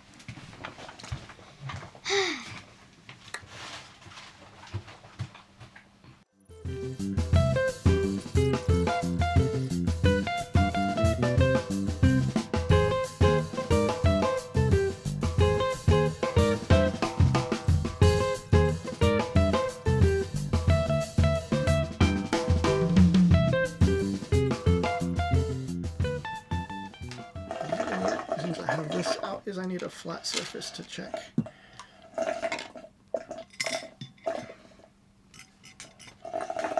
These stabilizer wires to make sure they're straight. Okay, this one is straight. Actually, let me check all the stabilizer wires so that I can get this keyboard out of here so that we're not getting gunk on it. Yeah. You just want to make sure that they're not like super wonky. If they are, we'll have to try to straighten them. This one's straight. I wanted a machined surface to try. That one's good. This one's pretty straight. That's good. This one's good. And we shouldn't have to have them like perfect because they're not. But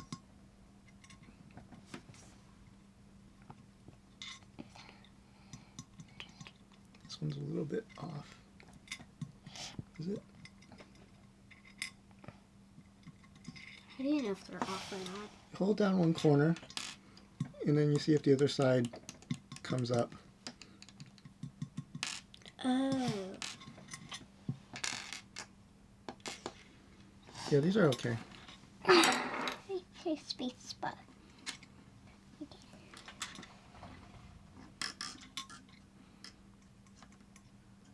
There's the tiniest little bit off. It's all right. I think that these are okay.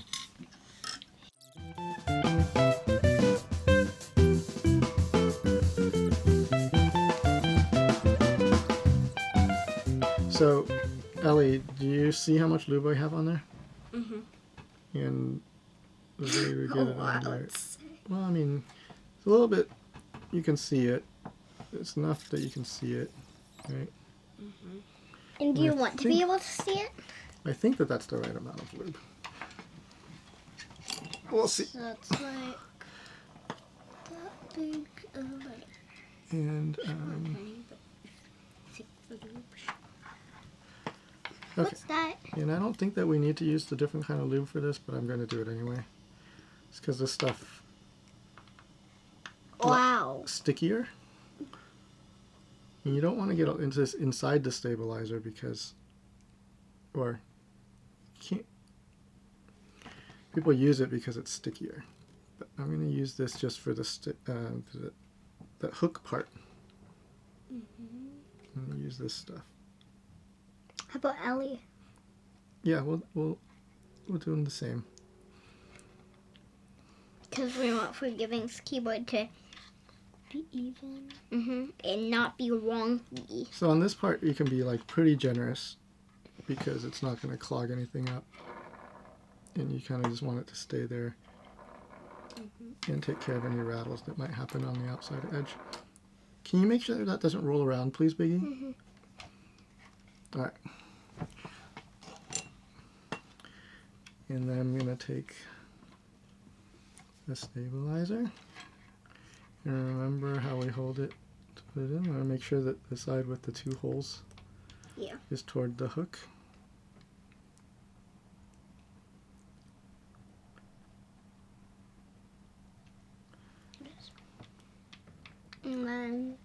And here's the part where we're going to try to put this in there without touching the sides too much, right? So guide it in there. And I'm going to turn, snap it in. See where the lube is? I see where the lube is on the hook area. Then, we'll do the other side. And then what's going to go on the other side? Oh, yeah. And Make sure we put the brush in the right lube, right? We want to make sure that we cover it. First, we want to make sure that we cover this. There are two brushes for on all different the things. sides. Make sure that we got it nice and covered. Lube. And then we're going to look at the amount that we have on there. And we want to have enough that you can see it's on there. enough that you can see on there, right? Right? I can barely see it. And that should be okay. Amount. And then the gooey. I'm just looking at it carefully so I can see how much I have on there. Pull a little bit off. I'm happy that I'm learning how to build a keyboard before I'm... I think that's the right amount. That's about the same as I did on the other side, right? Alright. Now I'm going to try to, without getting too much all over my fingers. Which you already got a little bit. I already got a little bit. Yep. You're going to try to have the sticky lube. Right? Yep. That's pretty thick, right? On the end there. And then do the same thing with another stabilizer. And then after I stick this in carefully, so I'm going to go in like this, and what I'm going to need to do is I'm going to go in, and then I'm going to have to turn a little bit to get it to go all the way in, and you can kind of look at it from the side to watch it. There. And then once I'm in here, now I need to decide which direction to turn, right? So you want to pay attention to where the other side is. And I'm going to turn this way. Okay. Then you have a stabilizer. We have a stabilizer. And now we just have to put it aside so we don't touch it. Yeah, and we're going to put that aside and not touch it for now. Until tomorrow. Right? No, so we put it in the keyboard. Yeah. All right. You want to do a little one, or do you want to do a big one? Let's do a little one first. Do big one last, so Okay. I get the space bar best. If I always wanted the space bar to be the worst. So the first thing you want to do is just go all over it and make sure that we touch everything. Just like a switch. So we rub it in and make sure that we've touched all the sides. All the parts that we need to touch. And then we'll go in and we'll see how much lube we want to leave on there. And I think that we can take a little bit off. There we go. Let's take a look at the other side. I think that's pretty good. Can I see the other side? I think that's pretty good. It might be a little bit much. Okay, let's see it now.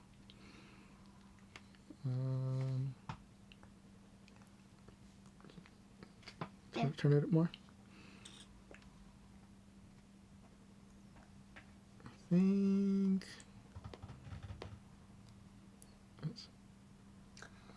Can I turn it? Turn it.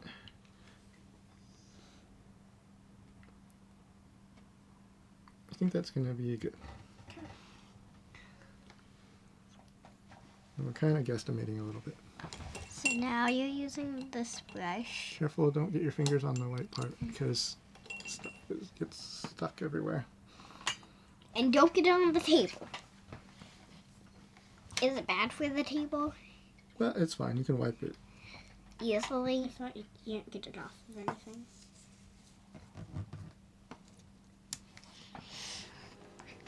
So the space bar again, and I'd be like. You don't want to go too far on towards the inside because that looks like it's probably going to be fine. That looks fine. Okay, good. Yeah, that's good.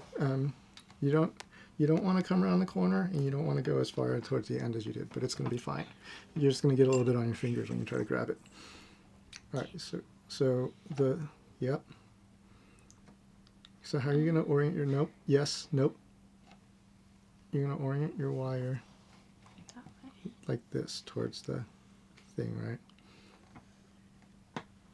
And you're going to try to get it into that second hole without touching the edges too much. And you're going to have to turn it so it points that the way a little bit. Once it gets to the end, you're going to have to turn it so that it points that way a little bit. You don't want to force it. There. Either side. Good. We don't want to smear it on there that next time. We're fine now, but we don't want to smear that stuff on this side. Good. There. All right. Now we lube. Now One side. Here, let's wipe off your fingers. And this is fine, but you don't want to smear it. First one, though, so. Yeah. So figure out how you're going to grab it so that you can lube the other side, and make sure and see if you have enough room to lube the turn. I'm just gonna get a little bit on your fingers.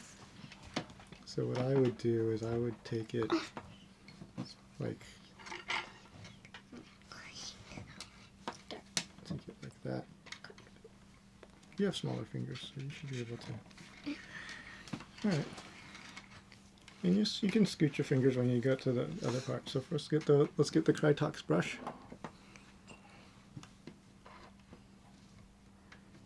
And first touch everything like you did a switch.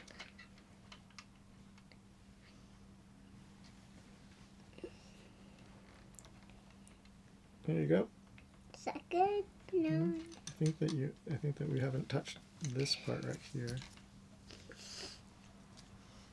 Cool. All right, now let's load. Now let's see how much. Let's load it on there and the same amount as we did on the other one, right? Can you turn it so we can see? Okay. And if we're gonna load a little bit, we'll want to load the top a little bit more than the bottom. Okay, turn it. What do you think? I might want to zoom it a little so the camera can actually see it. It's okay. It's more important for us to get this right than to get it on tape. All right, got it? Now the other brush. And now you're gonna have to figure out how you're gonna. What you can do is you can just hold on. You can just let go and grab onto this. Yeah, I think I might do that. Not in the corner.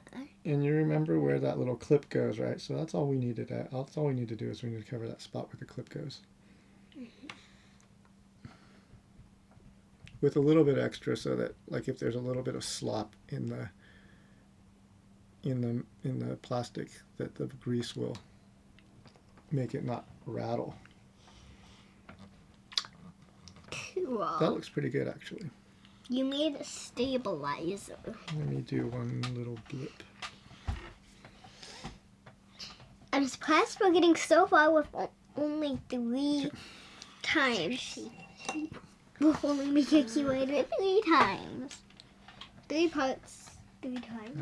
Alright, so let's make sure we can see the second hole. Usually I like putting the stabilizer up a little bit so that you can see the hole a little bit better. So I'm going to clip it into this side, right? Into the bottom. Well, let's just put it in first, and then you can decide which. So what you want to do is you want the...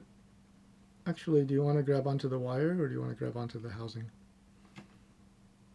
There we go. That? So you want to go in with it like... Okay, so do you see where the wire... You want to go in this way, right?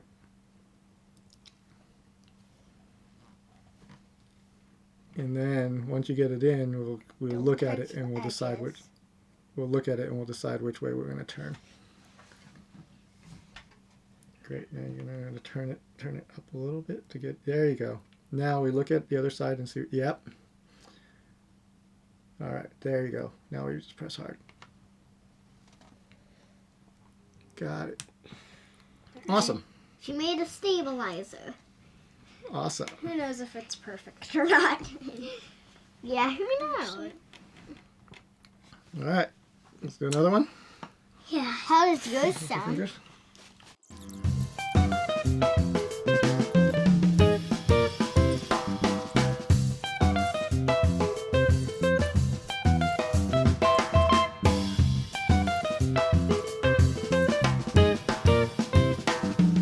Bang on it like I say, smash like now. You're gonna smash like now. Subscribe. Is it because we don't have any subscribers? Subscribe and ring that notification bell. And then click like.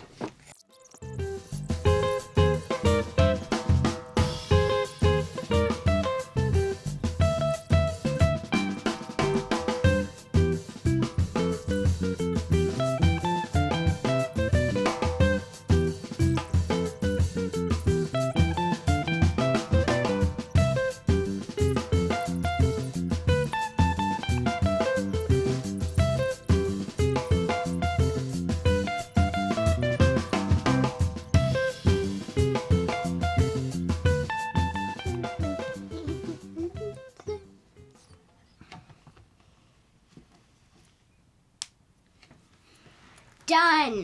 Done. Too loud. Done. Done. All right. So let's install these. And then install like all the switches. Yep. I'm just gonna put a block. Switches.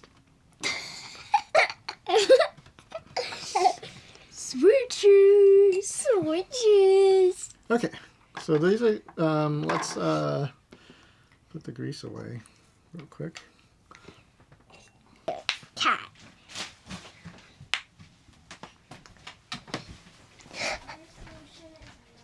So we'll make a keyboard and it's very fun. But I don't think you guys can hear me. This is so fun.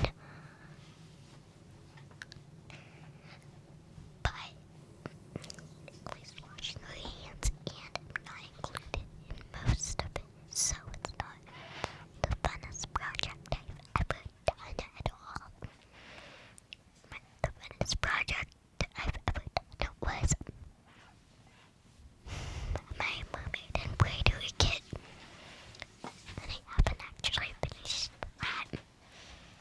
is whispering in the microphone. And then Okay. I'll, like, So, I'll finish. stabilizer installs into these holes. There's a big hole and there's a little hole for where the stabilizer goes in. The big hole, there's this end with the hook and the end with the wire. That's the big hole. And the little hole is the end with the screw hole, right? So what you're going to need to do is see how that little hook is. You need to kind of tilt it in, but it's a little bit tricky because you want to wiggle it in there, and it might be tight inside of that plate because the hole might be tight. So you wiggle a bit, and then it just went in. Can you see it out from the bottom? And then the other side will go in flat like that. Okay. So you try that side.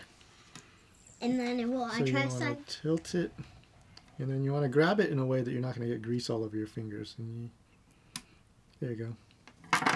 And did that snap in?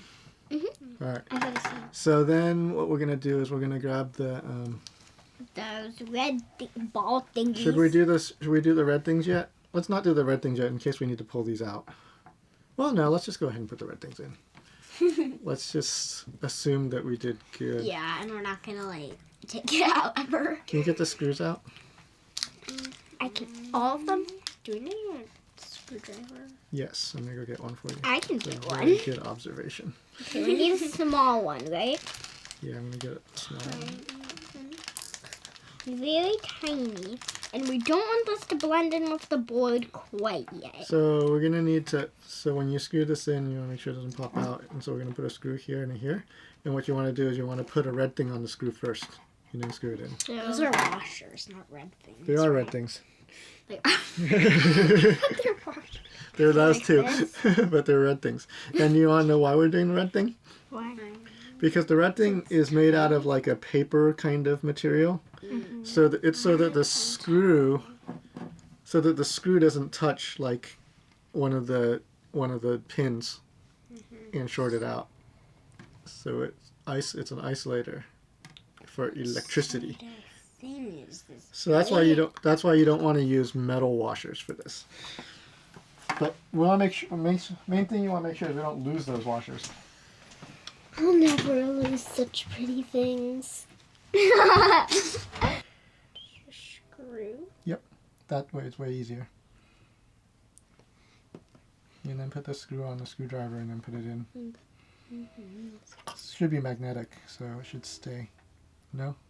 It's not. Okay, never mind. It's not magnetic. It might be a stainless steel screw. Okay, screw one in. Yeah, let sister screw the other one and get the next one. I will get mine ready. If it's having trouble threading in, you want to turn it backwards a little bit and then turn it forward. Okay. And you don't want to force it if it's not going in smooth. You know what? If it's not going in smooth, it's crooked. It's the wrong side, big girl. The screws go in. That's the side with the. That's the side with the clip. No wonder why. All right, so let's go in the correct side. Okay.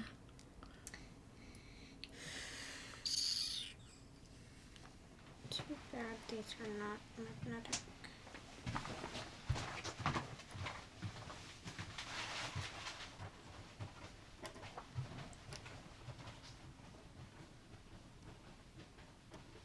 Is that even a hole?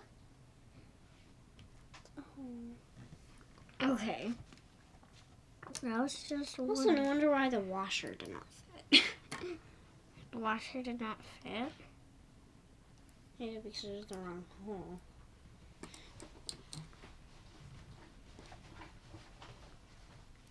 Wait, which holes do you use?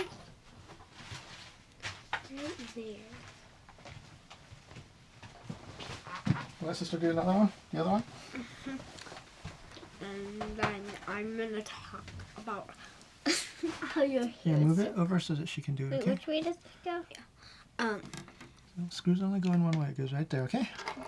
Okay. Ready to catch it if it flies.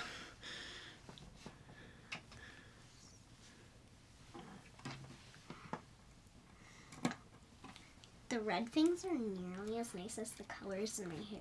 Yeah. Not quite, but nearly. A little bit tricky. Here, I'll hold it. Well, you want me to hold it on there for you? Sure. Tiny little things. Let's see if I can. With your big fingers.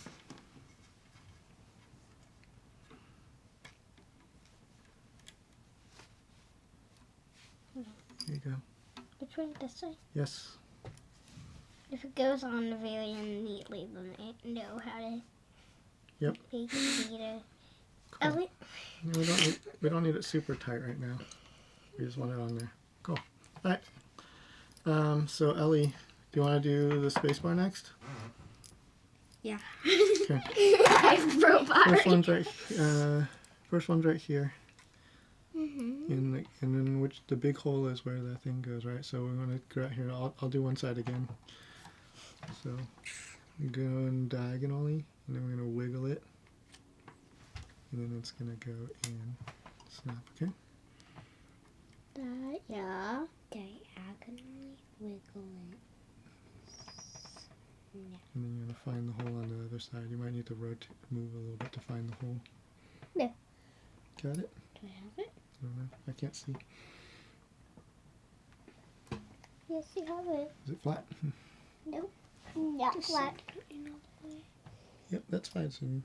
That side's in. So you just want to rotate to find, rotate side to side to find where the hole is. And then, Okay, so I'll do one screw and Ellie does the other.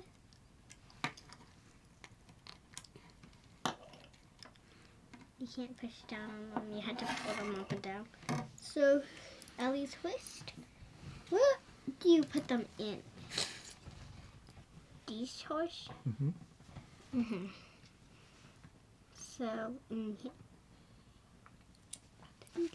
with the washer, I will get my screw ready.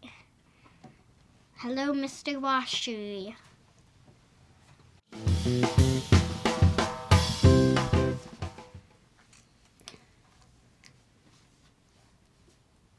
Stop going like that.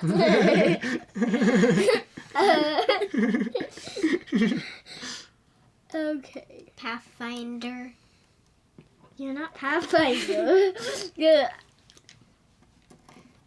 Pathfinder's the only Apex Legends character that's a robot.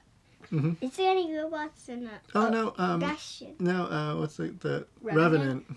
He's a robot, but he's not a smiley robot. Yeah. But I'm Pathfinder. I'm lifeline. All right. I don't even play. I'm Loba. Can you? I'm not Loba. Loba's sassy. Loba is sassy. And I actually got forced to play her a couple times. I've played her a few times, and I only like her because I can find my way with loot. Let's figure out which one's next that we're gonna do. And you don't pick it for your teammates. Should we do shift?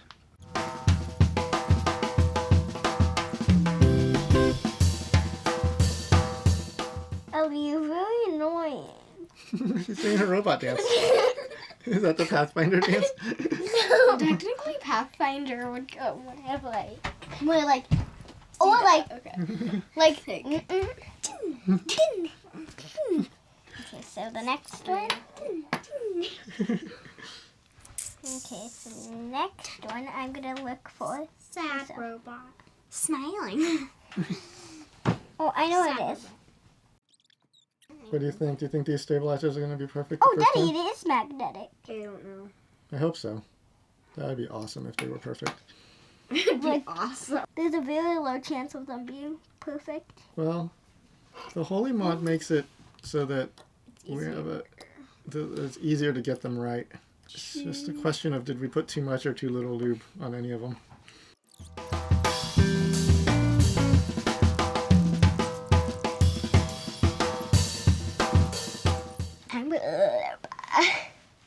I didn't want to kill you, but you were in my way. I think that voice line is like when she gets a kill, she's like, I didn't want to kill you, but you're in my way.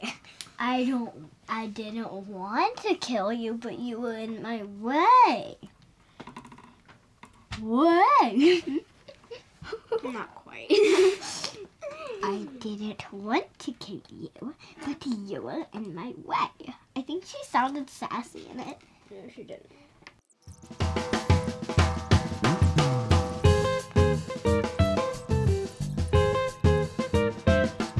I didn't want to kill you, but you were in my way. How about life? I didn't want to kill you, but you're in my way. Champion challenges means a little if you die.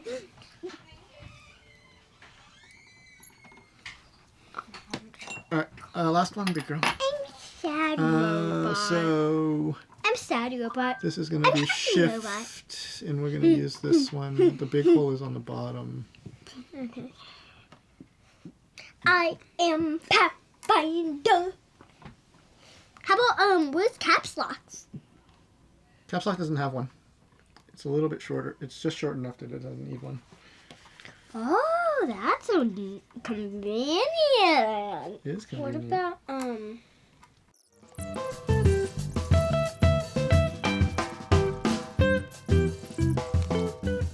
Meow. like a million things in there?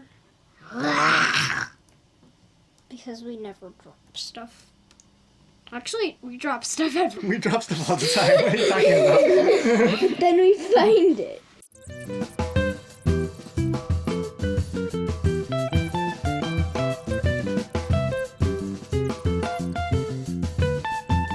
Okay.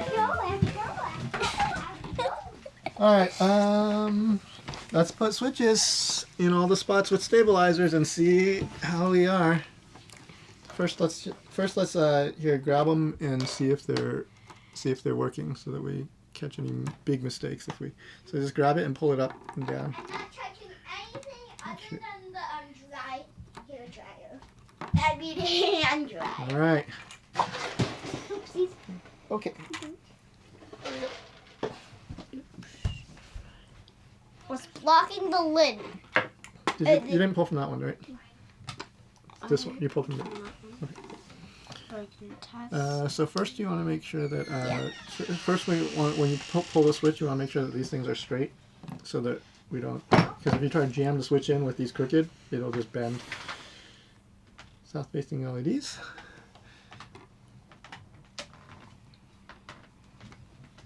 There. Done. You got one. You got one switch in. All right. So awesome. And then you want to make sure it's seated right. Cool. You got one switch in. Great job. We probably should test these with the plate, but So- we should do it. We'll know. You do it like that.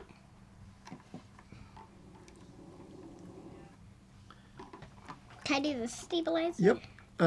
Yep. That's right, Penny. Just like that. Don't do spacebar though, because spacebar has a special one. How do you do it? You just gotta find the right spot for it. Did you- Found it. Right in the middle of that stabilizer is where it goes in. Spacebar. At least doing space bar. Everyone knows. All right, the space bar is the one with the 65-gram spring.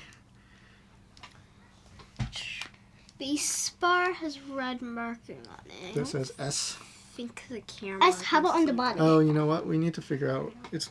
Let's get the space bar and see. You should have said SB on it. Okay, so these are the keycaps that we're using for forgetting this keyboard. They're just black and white. Black and light. Black and light? Cool. They're black and light. Double shot, black and white, simple, cheap.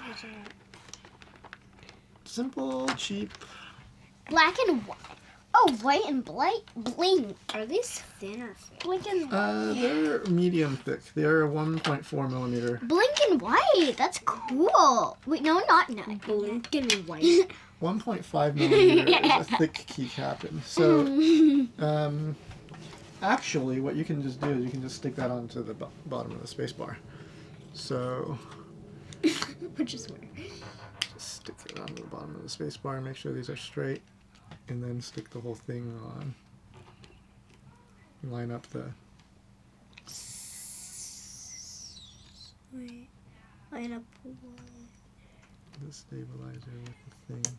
There you go. And let's see if we bent the legs. We didn't. Okay. Can I? No. Let me see. Let's see if they're perfect stabilizers. You can't tell me that. Perfect. How is it?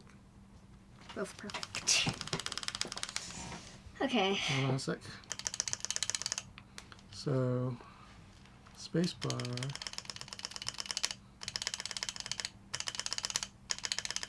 That's pretty Decent. really good.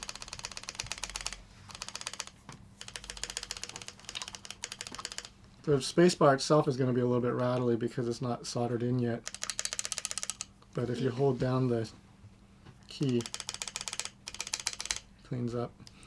Okay. See. Yeah, you can see. We have one more switch.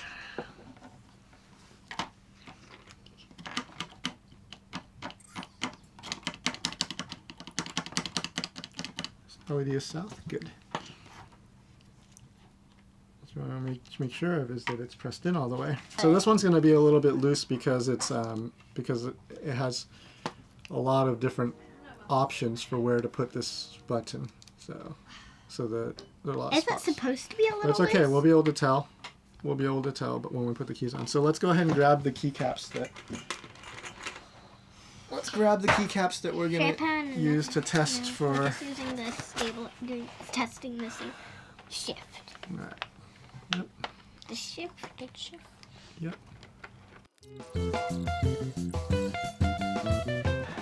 Oh, this isn't in all the way. I'm doing enter.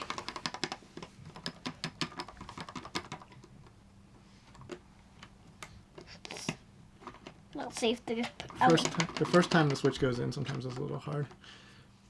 Can I do it? Can I do it? Make sure it's lined up, all right? Got it? All right. Let me double check this. Make sure these are seated all the way in.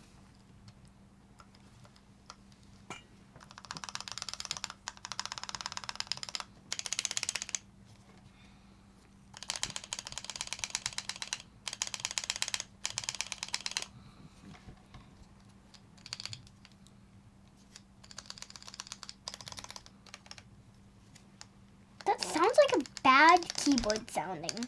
This one, backspace. I hear a boing. It's like how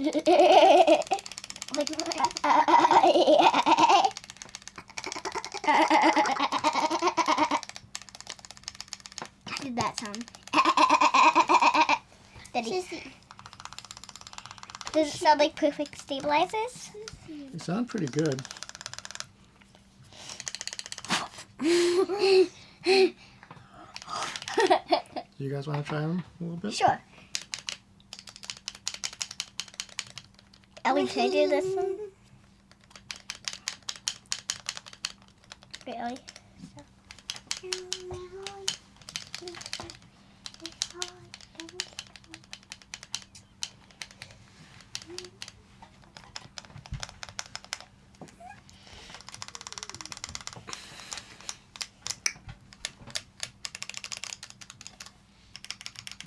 Where did you guys pull the switches from? From this power? Mhm. Okay. Does it sound good? They seem like they're good. Very sparkly, very sparkly. Thank you so much, Wilkie. Yeah, Mauve.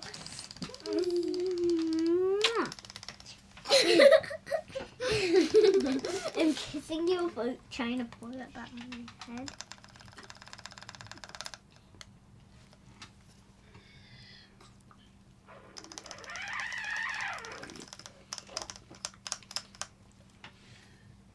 You seem really good. I blew you a kiss, Ellie.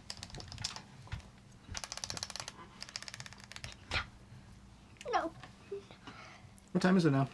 10-7. Okay. We just have stopping time for today? We already had dinner, Daddy. Yeah, we did have dinner. This is pretty good though. So that means we got our stabilizers in. That means tomorrow we're soldering. Yeah, that means we can finish this in one session, easy now. I don't want to solder. Sister can solder them. Cool. All right, good job, guys. High five. Meow. Meow. Actually, no, I need to do it the right way. All right, we did our stabilizers the other day, and these are sounding really good.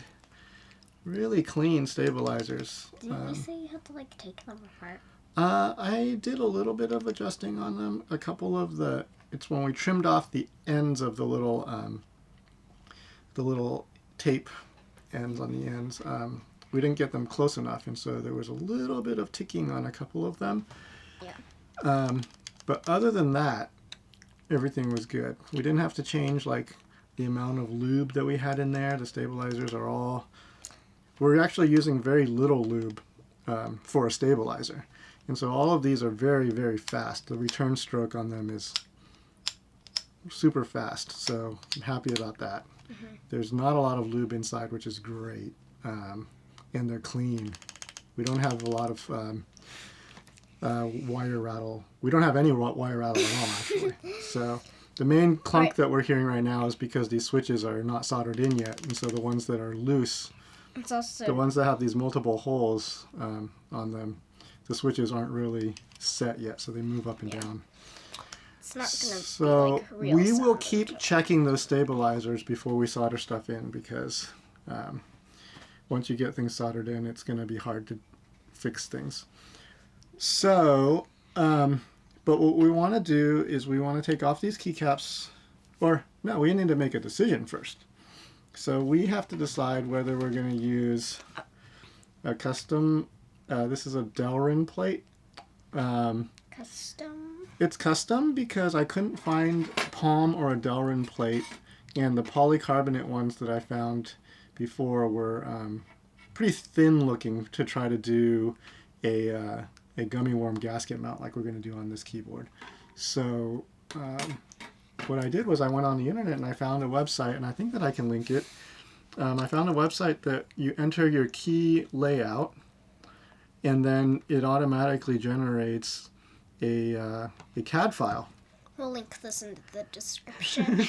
It automatically generates a CAD file, a DWG file that you can use to send off to like a laser printer, not a laser printer, to a laser cutting company, which is what I did with these, and then they mailed them to me. So what I did was I made the automatically generated file, and then I used a program called FreeCAD, which is free, to modify it a little bit for what I wanted to do, and then I had it custom laser cut. So that's what this is. And there were a few errors in it because it was my first time doing laser cutting and doing CAD. So there were some mistakes, but we fixed them. We used a Dremel. And we had to put a few notches in for the stabilizer wires. And it goes like this, actually. And I actually had a split right shift set up on this. But we were able to just cut that out so that we can use a regular shift. Yeah. So that's option number one. We have a Delrin plate, which is custom cut. And option two is the funny plate. It's an aluminum funny plate. So this is an aluminum half plate. And yeah, I'm using an aluminum half plate right now in my current keyboard, and it's great. I think it's super fun because I'm using the alpha keys are very, I don't know, they're kind of raw sounding and they're very focused, and there's a bigger differentiation between the modifier keys and the alpha keys on there. And the space bar ends up being, at least on this keyboard configuration, a little bit higher pitched sounding space bar. But yeah, this is kind of fun too. I have So on mine. we need to decide whether we're going to use the Delrin plate or the funny plate. And the test keyboard that we sent to Forgiving has a full aluminum plate. But I think that the half plate is funner. It's funner to do for you. It's funner to, well, I mean, it's a pain to cut it out because I just take a regular aluminum plate and I use a Dremel to cut out the center, and that takes time. But it is cheaper because on the palm plate, I end up putting plate foam inside of this, or not palm. Delrin and palm are very similar plastic materials, and this is actually Delrin. I have a palm plate on mine. You have a Delrin plate in yours. Wait, I thought you said All of these are Delrin. Okay. You said All it of was these, palm. all of these are Delrin. Yeah, They're similar. They're not exactly the same, but they're very similar plastic. Yeah. So the Delrin plate is gonna have a little bit more consistent sound across all the keys. It's gonna be a little bit softer sounding, and the keyboard is gonna be flexy in a different way than the aluminum half plate. Aluminum half plate's still gonna have some flex, but the aluminum materials. You want to do Delrin? You think Forgiving's gonna like the Delrin plate? See, all the cool kids these days have like a flexible plate of some kind. What cool kid has a custom keyboard is my question. So we want to be cool. But both of these are like cool kid plates. All right, so you want to do the Delrin plate, right? All right. I think the only kid here that you're seeing right now is me. All right, so we'll do the Delrin plate. Custom Delrin plate. Cool. So let's go ahead and take the keycaps off. But the thing that we want to remember at this point is let's keep the switches. Let's remember the switch positions. So we want to keep all of these switches where we have them, especially the shift, or no, especially the spacebar because we have a different spring in that. You're out of the way. Let's test fit this. Let's test fit this Delrin plate and see if it goes over the stabilizers. I think we should be okay. I've had to make a few adjustments on it, but I think that in general this should go on. Yeah, so it does slide on there. Okay, and the other thing about this flexi plate is sometimes it's hard to get the keycaps to stick to lock onto the plate, and so I think that what we'll do is... It's also hard to get the keycaps off the plate. Or the keys, the switches. It's hard to get the switches to lock into the plate. And so I have been using a foam on the Delrin plate, so I think we'll do that. So we know that this fits over the stabilizers, and that's good. Let's take one last look at the stabilizers and make sure that we have enough grease on all the hinge points, because this is going to be our last opportunity to make any adjustments or tweaks. Well, not really. We're going to test them before we solder, but this is our last chance to confirm that all the stabilizers are good to go.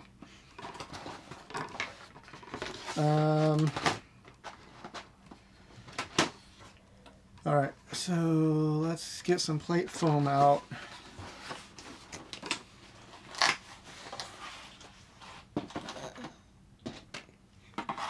Actually, while we're here, Cut off certain before we cover up the stabilizers, while we have them out here, and we can see them, I can show some of the modifications that we made to the standard tray mount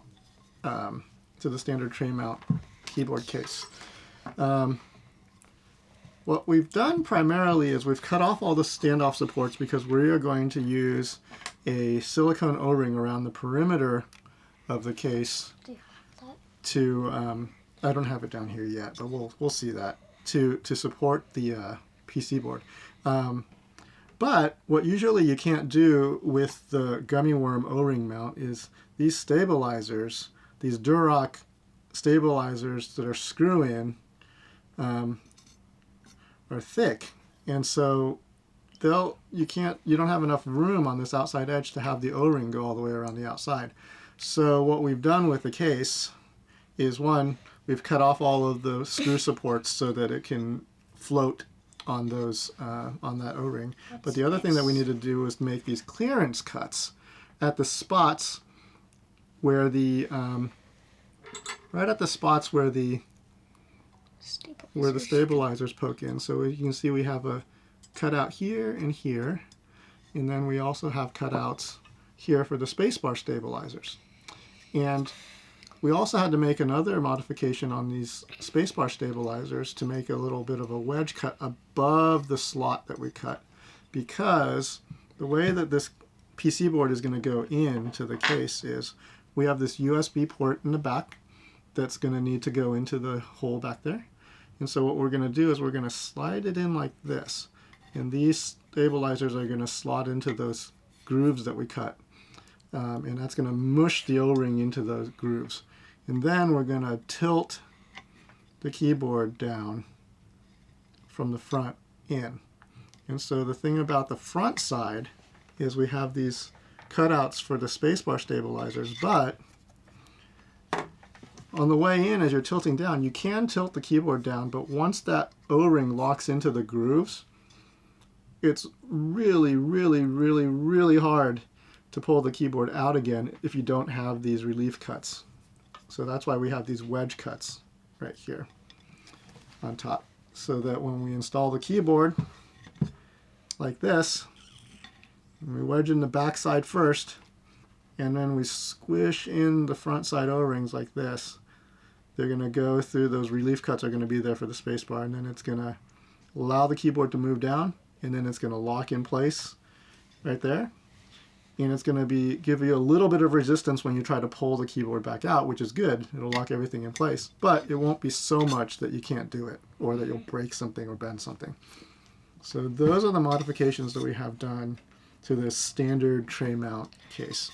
And then we also did and the reason, there's several different types of tray mount cases. You can do the same modification for a plastic case or a wood case, or the more common one is the KBDfans tofu case.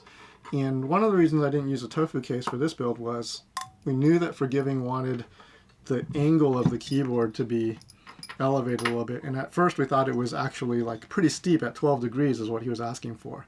And so I felt that this keyboard case with its angled backside looked a little bit better if you were to tilt it at different angles. So that's why we end up using this one. And Forgiving likes red, so we decided to go for red. It's not an expensive case. It's readily in stock, unlike a lot of other keyboard projects. So we thought that we'd go with that, and we would do something that was budget friendly but would perform really well for him. Okay, so we're gonna do plate foam. Do we need to cut that anymore so the rubber band fits? Yeah, we're gonna need to cut this a little bit. I'll get some wire cutters, and that'll probably be the easiest way to do it. Does it go this way? I think it does go this way. Yeah.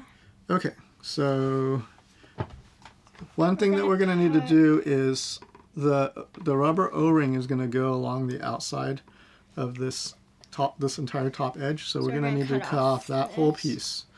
And then the bottom. We will also need to cut off the entire bottom edge. And then the sides. I think there's a little room in the case. Yeah, there's room in the case on the sides. I think that what we might need to do is we might need to trim this part a little bit thinner And then this side I think is going to be fine. Yep. And then we'll have to make room for this, for the long shift.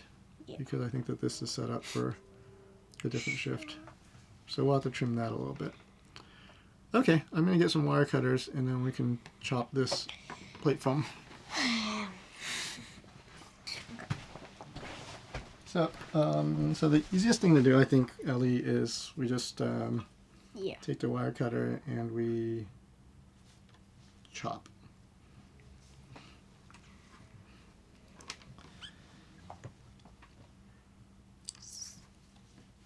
The other way gives you, see this side gives you the flat edge. So if you can put the flat edge against the, there you go.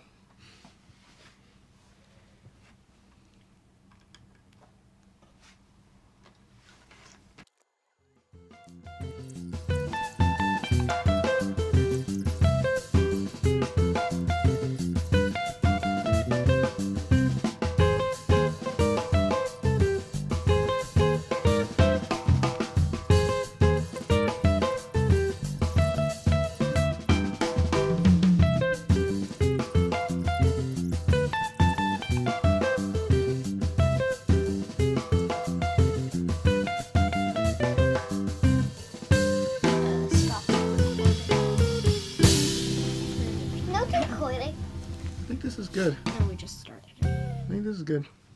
Yeah. Okay. Let's see. And we'll fill in some of the gaps if we need to. And we're already getting goop all over our plate, or our plate foam from the white. It's amazing how we can do that so fast. I think that looks good. Is that too short? I think that looks good. That should be everything, right? Okay. Why do the big things need to be have stabilizers?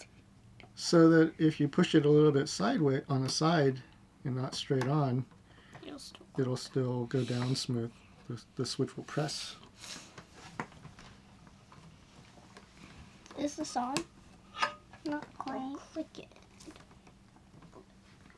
Or slide on. That one's resting on the screw. I'm gonna file this one a little bit just so that it fits a little bit better, but I think that otherwise this looks pretty good. Alright, I'll be right back. I'm gonna file this a little bit. I'll be right back. Now it's gonna take a couple seconds. It's gonna take a couple seconds. Okay, well then I'll steel bow.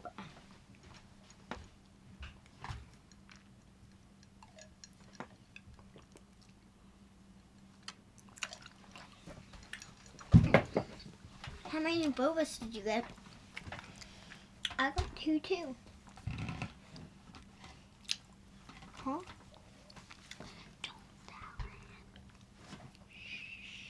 What? Ellie is asking why you wanted the keyboard a little heavier. Oh, why would Got more expensive. A lot of the more expensive keyboards put brass weights, big brass weights inside to make the keyboard a little bit heavier. When the keyboard's a little bit heavier, it feels more solid. Typing feel. I was thinking about cheating a little bit and putting tire weights inside, but we'll see how the clearances are. tire weights. Weights for tires? Mm-hmm. It's when they balance your car wheels, they stick those on the outside of the wheel in the spot that's off balance. All right. Why do you look want to like- use tire weights? I think that's close enough. Tire. We should be able to get our switches in. Okay. You funny. Okay. So let's get. So these are the ones that are a little bit suspect that we might have to use. Where did that one come from? I don't know.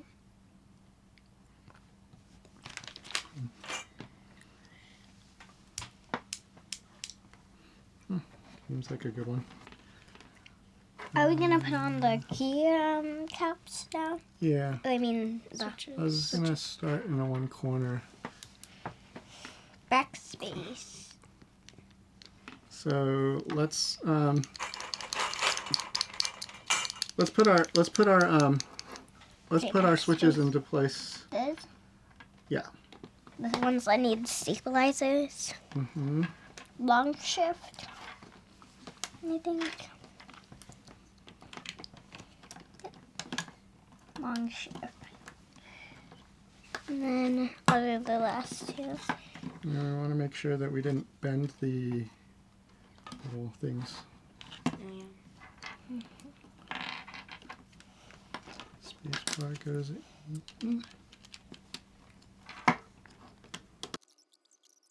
There you go. So that's fine. Leave that in. We want to.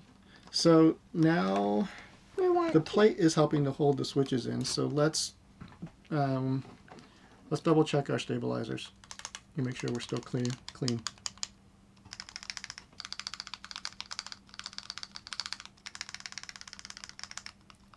This is where, like, if we have a problem with our stabilizer, if we have rattles or any weirdness at all, we want to fix them now because we haven't soldered anything in.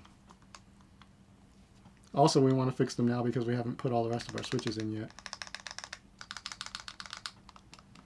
Alright, so Ellie, you pick up the board with one hand and hold it up to the mic and spam all those keys a little bit.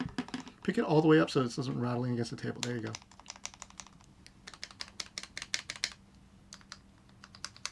And the way you test a stabilizer is you want to hit it in the middle, but you also want to hit it on all the way from one side to the other side to the other side, and you want to make sure that it's sounding the same. Is that sounding clean to you? Are you hearing any sort of I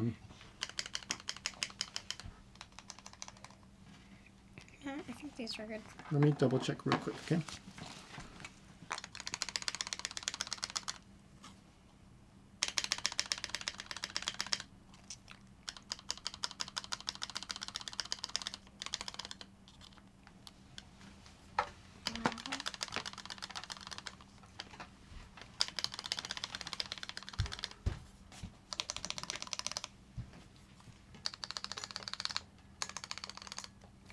And we kind of want to be super what? super careful about it. And we want to make sure that these are good before we move forward. That is correct. That is correct. And this space bar is one of the looser ones of these because there's so many spots in here it doesn't seat in very. So it's stuck on the plate now. I think we're doing pretty good. Okay, so before we put the switches in though, Ellie, let's find the spots where we need to stuff foam in. And let's go ahead and put foam in those spots because once we put the switches in. This. Yeah. Scraps. Okay. Either the scraps or the, did we cut, you know, these are the ones, these should fit like exactly because we cut those off, right? Mm-hmm. So we should be, actually, no, we can use this, yeah, these will fit exactly. We can just stick these in there. So while you can still lift up a little bit and stuff these in, let's go ahead and put those in. So we got these pieces here we can use. This here. You might have to lift up the plastic a little bit and put it in there. Like here? Yep. Because we know where the switches are going to go. Go ahead and start putting switches in, huh? Mm-hmm. All the good ones. Make sure that the Pins.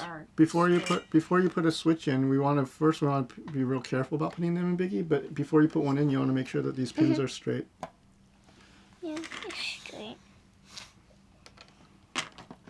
And also make sure we put them in the right way. Yep. They'll only go in one way. But they might be kind of hard to press in. There you go. No, it's not all the way in. let me do this real quick. Fine. I'm going to put something underneath here because the USB port sticks out and we're pressing on it. So there you go. See anything? Yeah.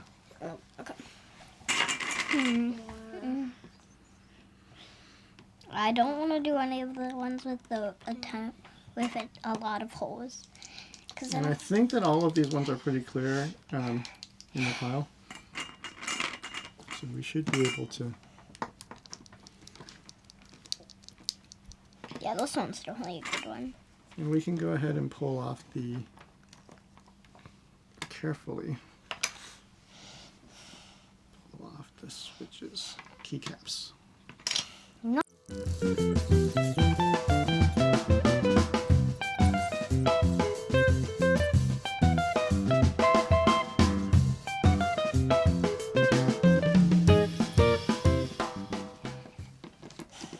We want to make sure this keyboard is perfect for streaming 8 hours a day. Yep.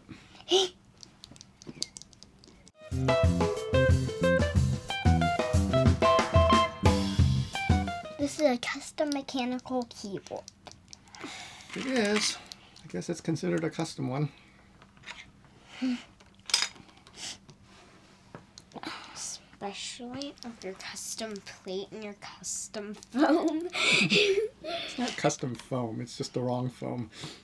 It's the wrong foam, so we had to trim it, and that's kind of custom. Now it's custom. We didn't eat it. Now it's custom.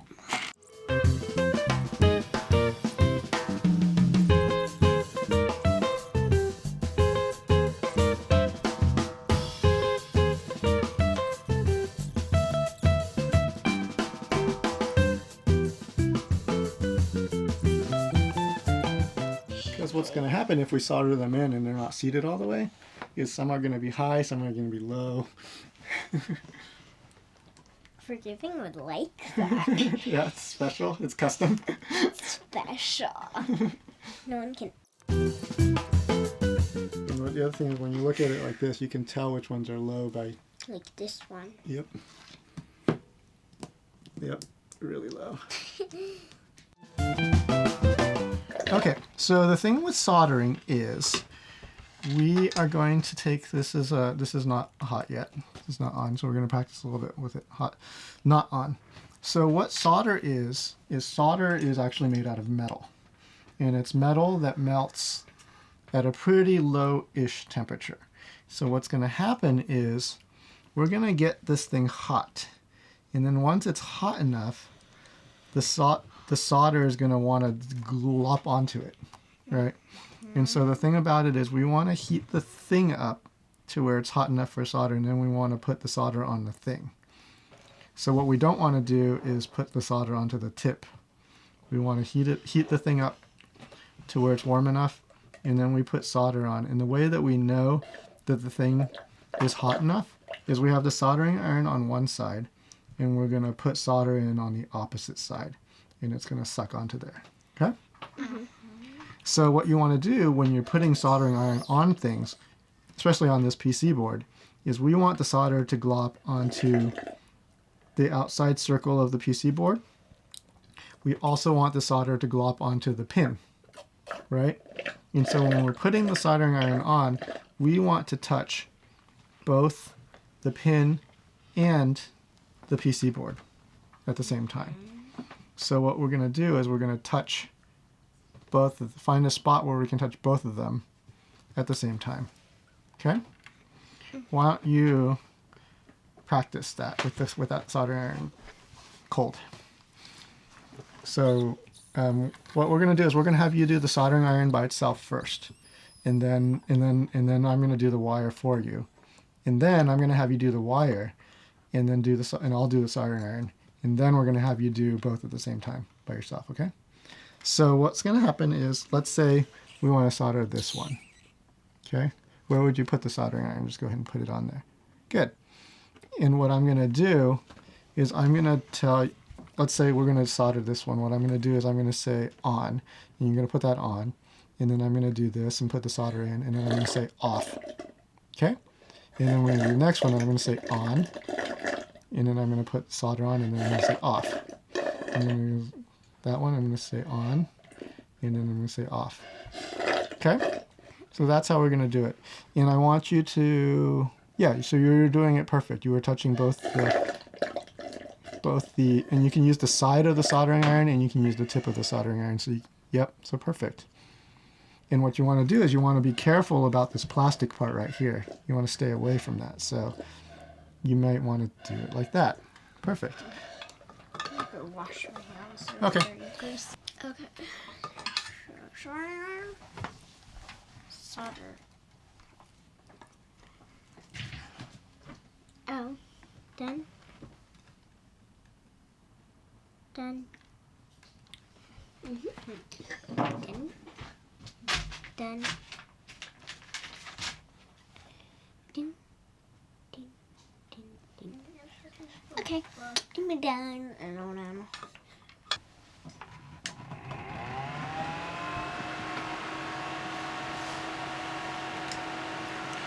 Alright, soldering iron is going to beep when it gets up to temperature.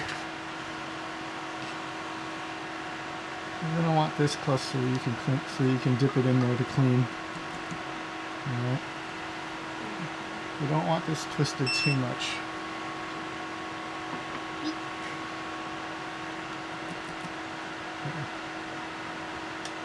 There we go. Okay, so let's go from, you want to start with this one then? Alright, here we go. Okay. Which one? So we're going to go for that one first, okay? So I'm going to say on, off. Good. Let's do that one. On, off. Good. On, off. Nope, that's plastic. Right there. Clean off your tip. Clean off the tip. We always pay attention to what we're doing, okay? On.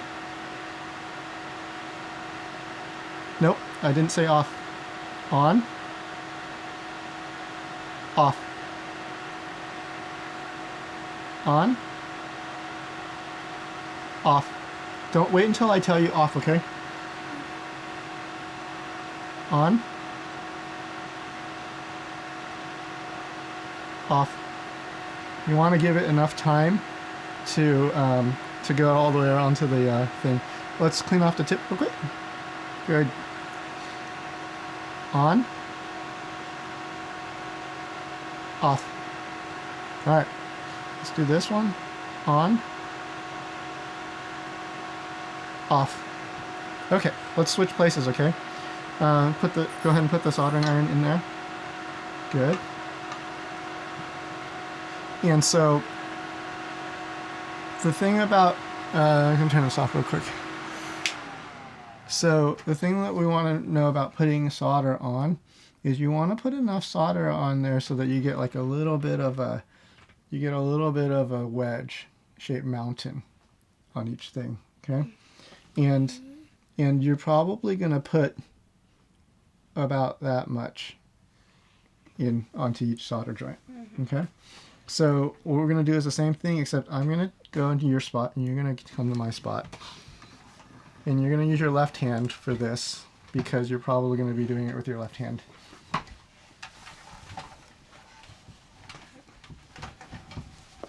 And so I'm going to put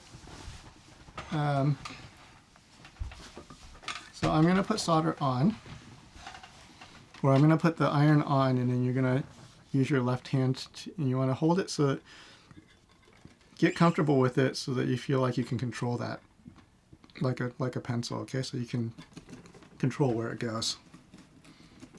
All right? And we'll do the same thing, except now I will do this, okay? So you get ready, get it close by.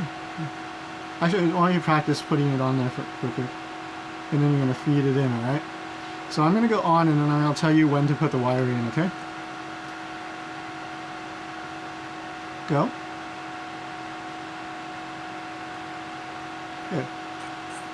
And once you have enough wire in, then you're going to take it off, okay? I'm going to do this one right here, okay? Ready? On.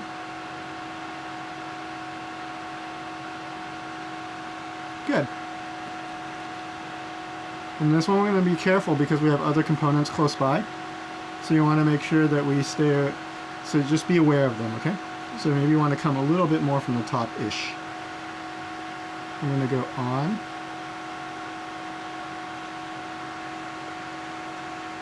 Good. I think you want to feed a little bit more solder into that, so I'm going to go on this one again, and I want you to feed just a tiny bit more onto there, okay? Good. I'm going to do this one. On.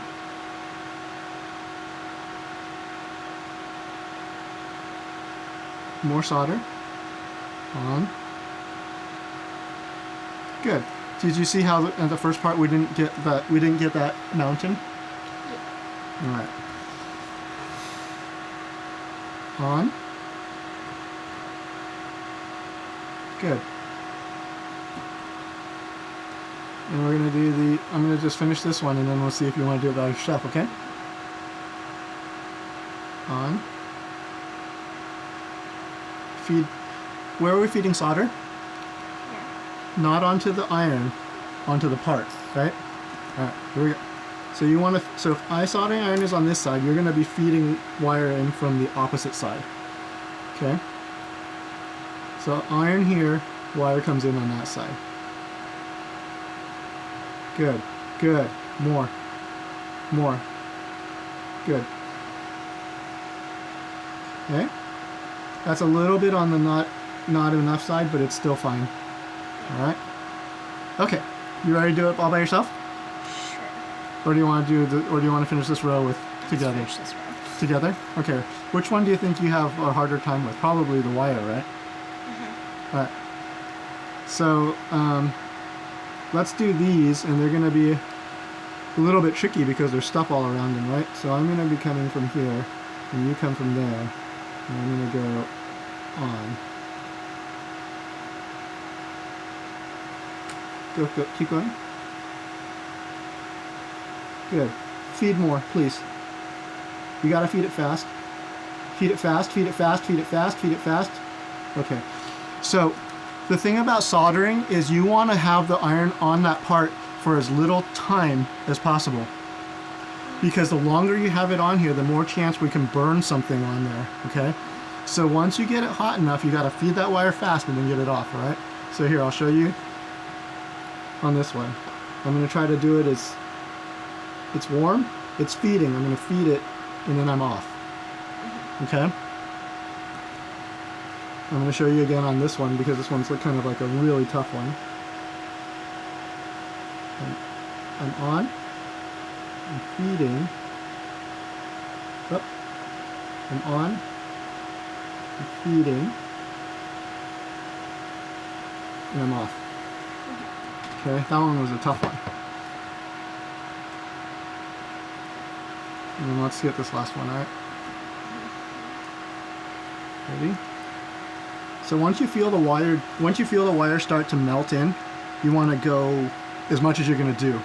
Okay? On. Good. That was great. Alright? Okay. So I'm gonna...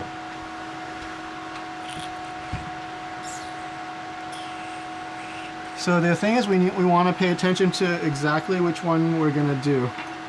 Yep. On, wire, off. Good. On, wire, good, off, good.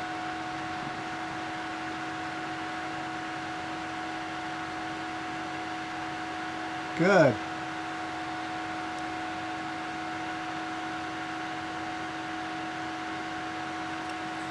So you see how there's a flat side, there's a little bit of a flat side to the peg, right? So if you put this guy on the flat side, it'll heat it up faster because you had been trying to put it on the edge. So if you use kind of the flatter part of the iron, it'll get the heat onto there better. There you go. Good. Can you hit that one just a little bit more?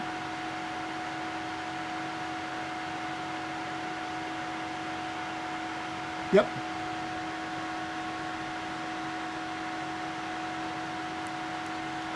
That was a little bit quick. What I would do is I would just put the iron on for a second and then come off of it.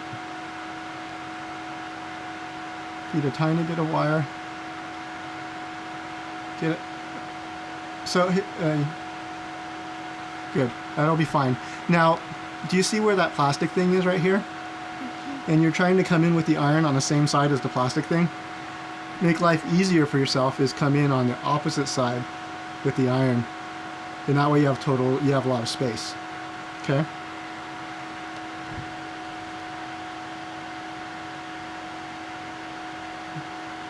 Patience, good. Feed the wire, feed more wire, okay? Take off. Take a look at that joint. And you see how it's divoted in? Not enough wire, right? So so that one we had the iron on.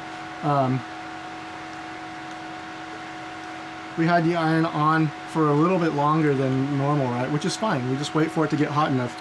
But once the wire starts going in, you feed that wire in, okay? And then come off. So we're gonna hit this one again. Here. Solder that one again, just like you were doing it fresh, all right? It's gonna take it a little while. There you go. Now, you're good. Perfect. There you go. Good. Adjust your fingers because you're not on the, yeah. You're getting close to the end of the wire. Good. There you go. Perfect.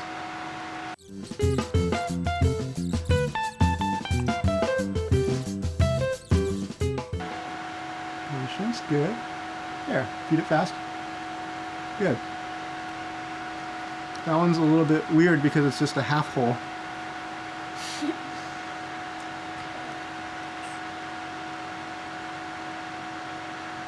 Good. You can feed a little bit more wire than that, but that one's fine. Good. Perfect. This one's going to be a little tricky because you want to stay away from that white thing. So what I would do is, well, let's first clean off our soldering iron.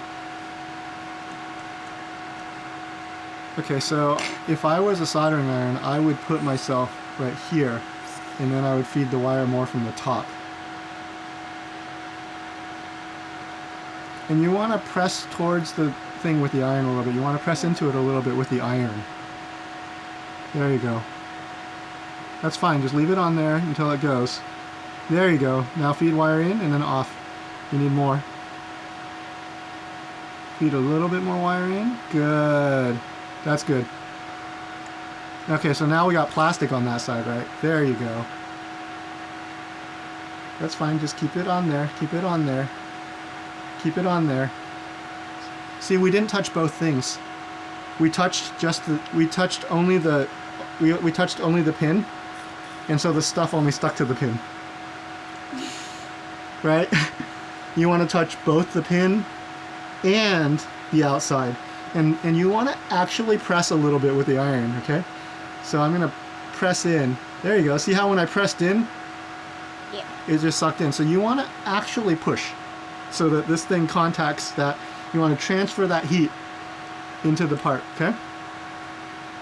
A little bit harder with your soldering iron hand. A little bit of a press. It'll be fine. Patient. There. Good. Now off. You need to feed. Once it starts feeding, you feed fast, okay? Patient. Go. Patient. There you go. It'll do it. Just push hard and it'll do it. It might take a little bit of time for some of them, but there you go. Perfect. Some of them are pretty quick. That one, so let's clean off our tip. And it's the same thing. It's a little bit tricky, right? So there you go. And I want you to push hard with the soldering iron into that part. There you go. Just be patient. It'll go. Keep putting wire on. Be patient. It'll go. There you go. Now feed fast, and then off. Good.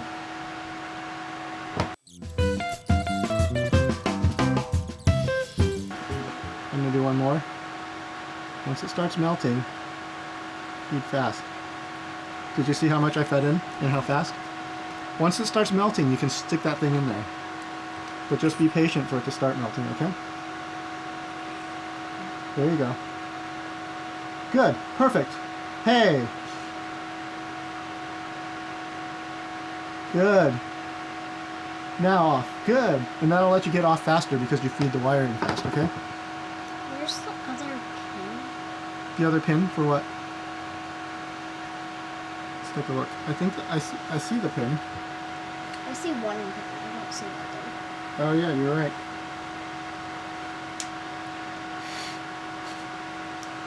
That's because... Yeah. That's what I suspected.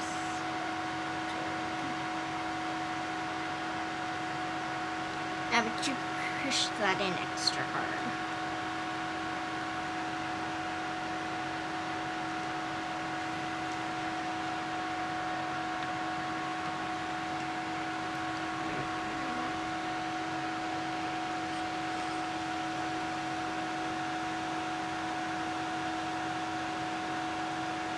There you go. Feed fast. Good. Off.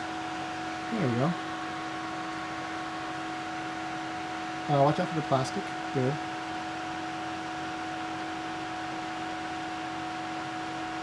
Patient and push hard. Just patient. Feed fast. Off. Good.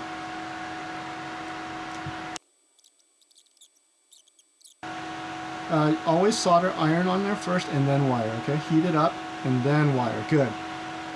Always heat and then wire because it's not going to melt if it's not hot. Heat the part and then wire. Good.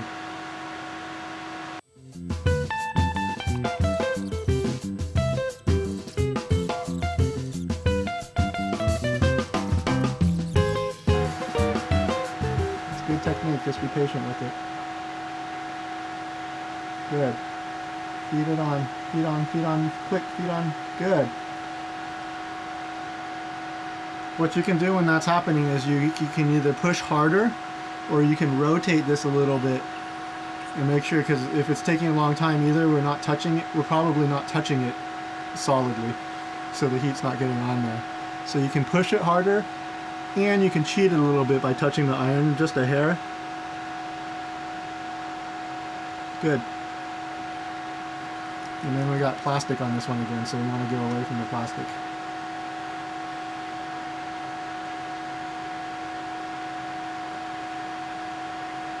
Heat first. Always remember, heat first. On, and then wire, and then off. On, and then wire. Stick with it. There you go, and then off. Heat the part first. There you go. That's good contact. There you go. See how that easy that was? I could see that you were pressing. Good. Hey, that was a tricky one because you had stuff right next to it.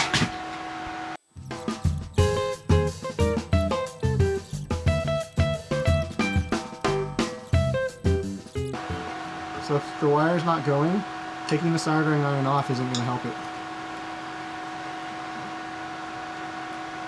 Here, I'll do a couple of show, okay? Heat, wire. Heat, wire. Heat, wire. Heat, wire. Okay? See how fast?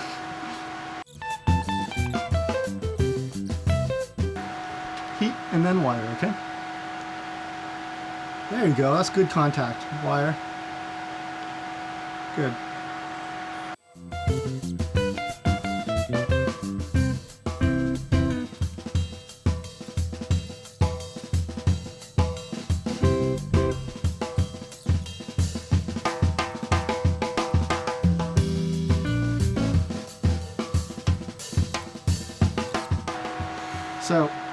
putting away soldering iron, I want you to just clean the tip and then put a little bit of solder on it. Just tin the tip. Melt some on there. More. Just a blob. Good. And then turn off. And then put the thing in and then turn it off. You want to leave the tip of the soldering iron with some solder on it. Why? So that it doesn't rust and get ickies. So let's plug it in and do a key tester, okay? I'm gonna go steal your cable. Go ahead. Make sure there's nothing metal down here.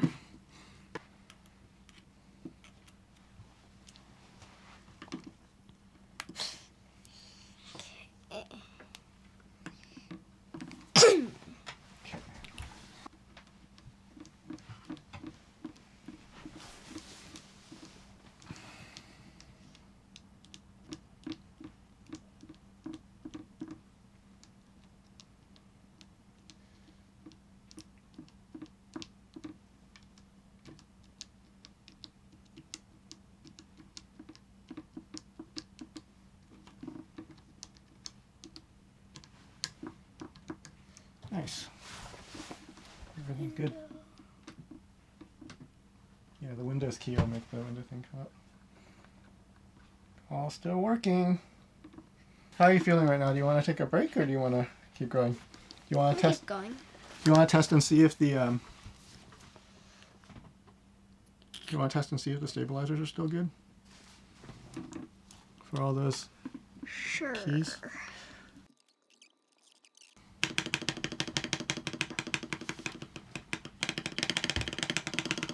Oh, that's clean.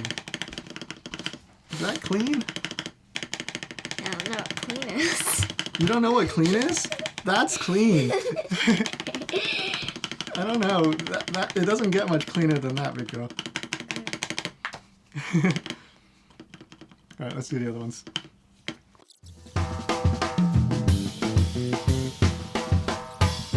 I just want to be... Well, they're all soldered in already, but... You're saying they're clean. Like as clean as you can get them. Well, you don't hear any wire rattle in there.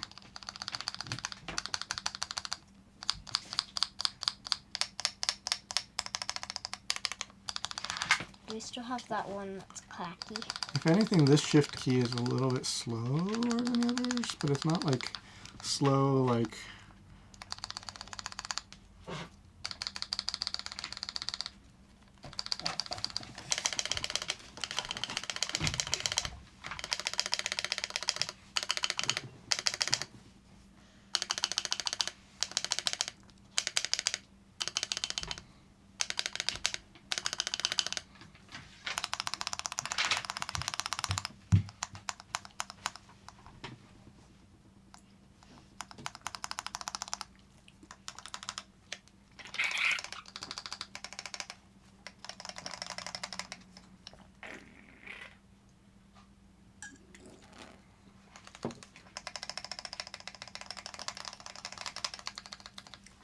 Let's take a little break for a sec.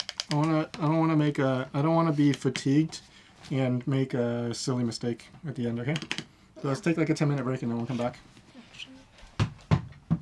Okay, so yeah, we just finished. Actually, this keyboard is done now. It could run it now, but We're gonna put some red LEDs. we'll put some red LEDs on there because and Forgiving doesn't have shine through keycaps, so it's just going to be sort of like a glow underneath, but Yeah. the palm plate will reflect the red light up nicely.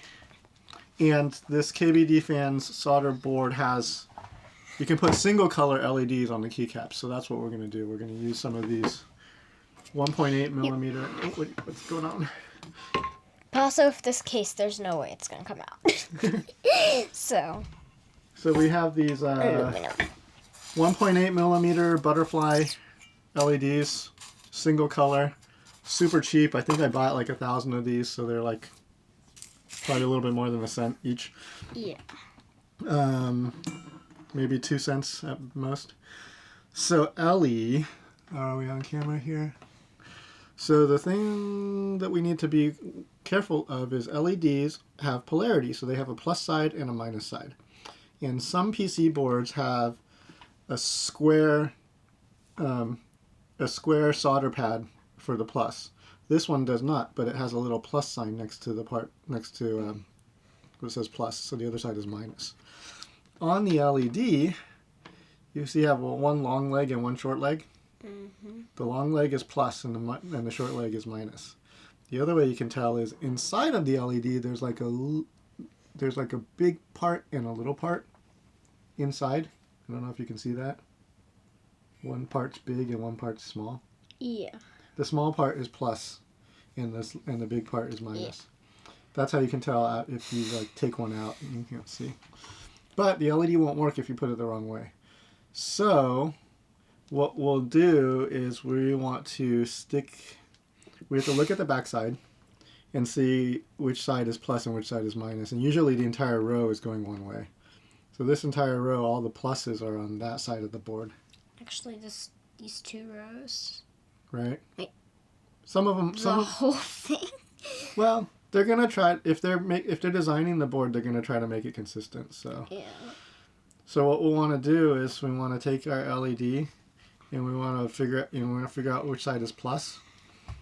And then you want to take from the front side. So let's see, which side is plus? That side. Right? So you want to stick the LED in and then you wiggle it until it sticks all the way through.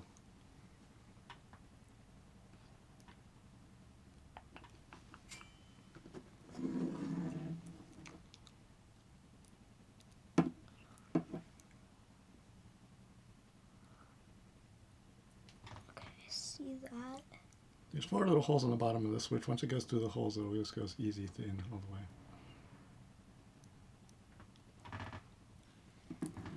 There you go. And then we'll press all the way up. Wait, are we gonna like... How is that gonna stay? We're gonna solder it and then we're gonna chop off the ends with the wire cutter, which we have right here, right? Boop. Okay, now we're just gonna do... So why don't we do one row? What we can do is you can push it all the way in and then you can bend these legs out and it'll stay in place. But since we have 2 people, what we'll do is we'll put them all in and then I'll hold it while we solder. Because that way, if anybody ever needs to disassemble this keyboard, it'll be easier to remove these LEDs if they're not bent and then soldered. But let's just go ahead and install them onto a whole row first.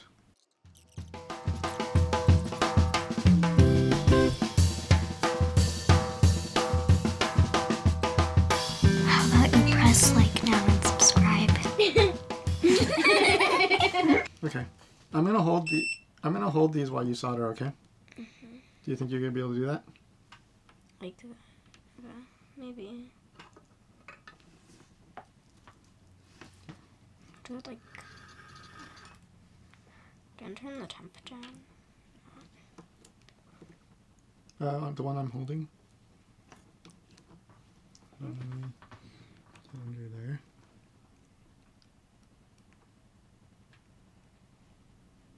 Good. It's a really small part, so you don't really need to.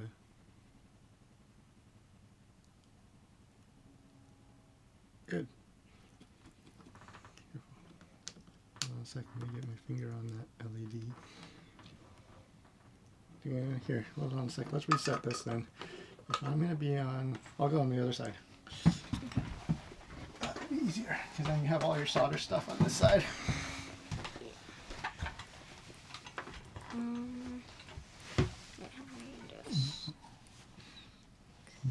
You get situated on your side. Now all I have to do is find the LED and hold it.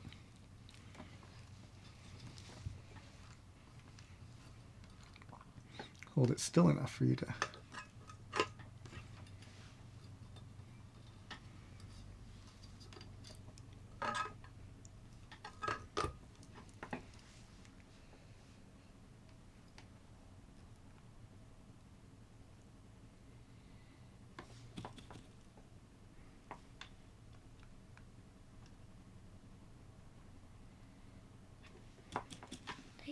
solder the other one? Nope.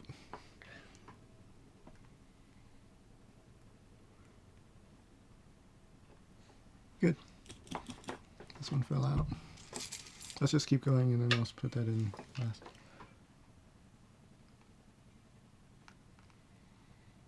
Didn't solder.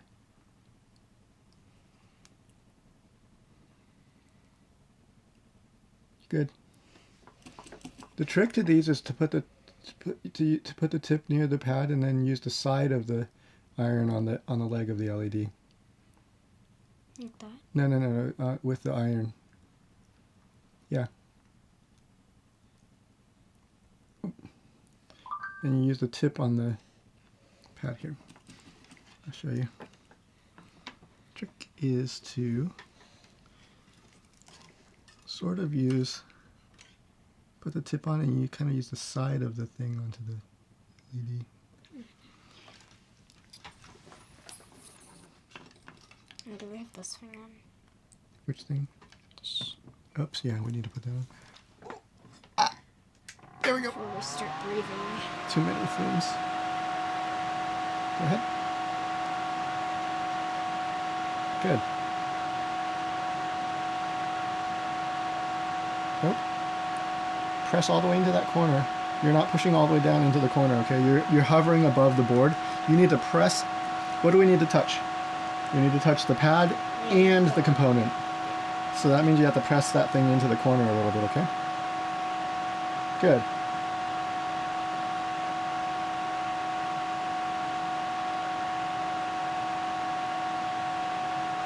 It's fine, patient. Do it again. You were doing just fine. You just need to wait a little bit longer. Good.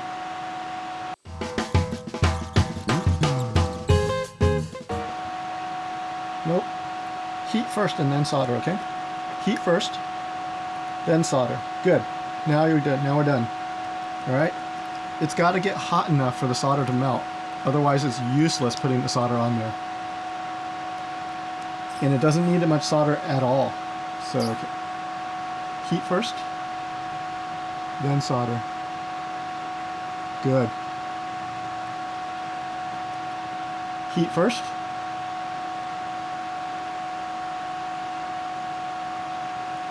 Nope.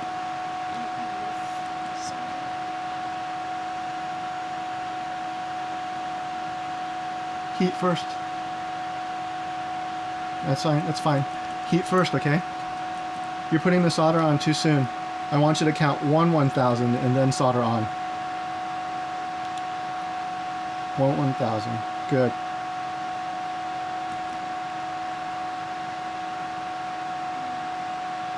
Good. Hold on. Let me get my finger on that. Okay.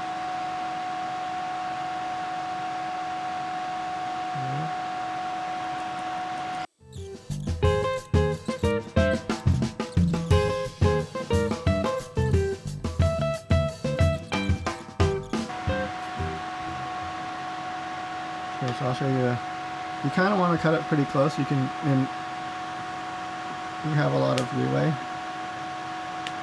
You can cut them like all the way up flush.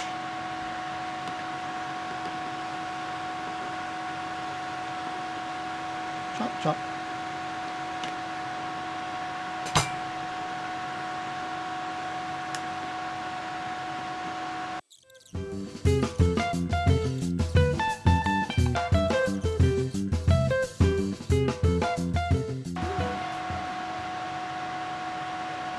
Okay.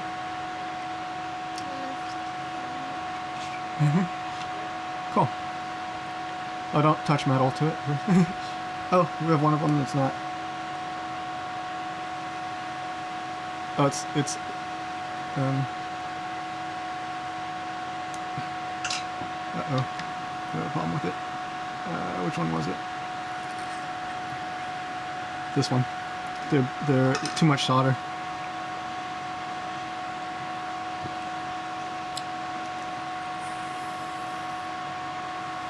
Bridged.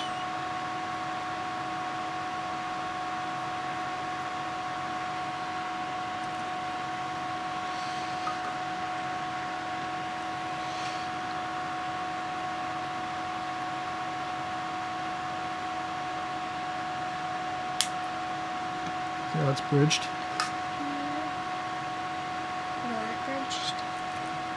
Not going to work. So we need to be super careful to, especially with these smaller solder joints, alright?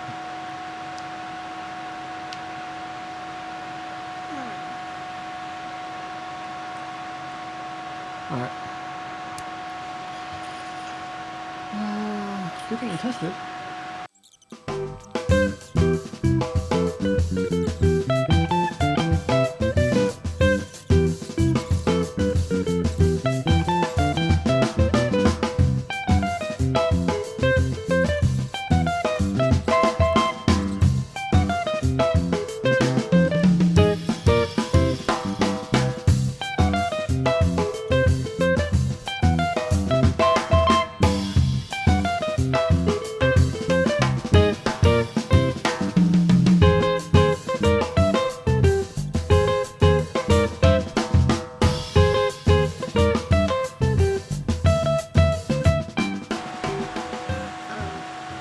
Oh, caps lock. Caps lock doesn't turn on unless this caps lock is on. Okay.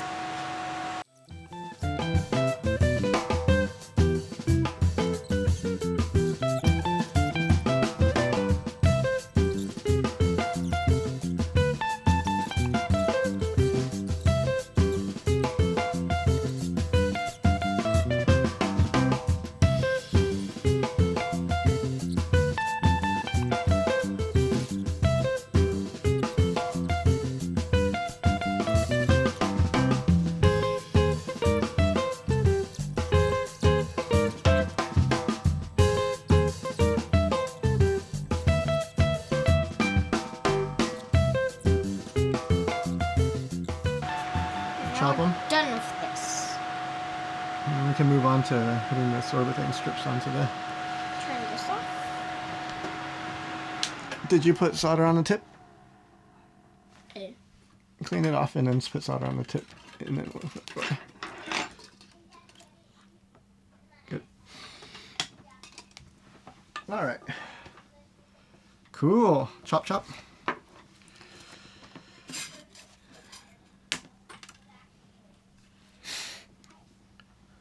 Careful your eyes when you do that, okay?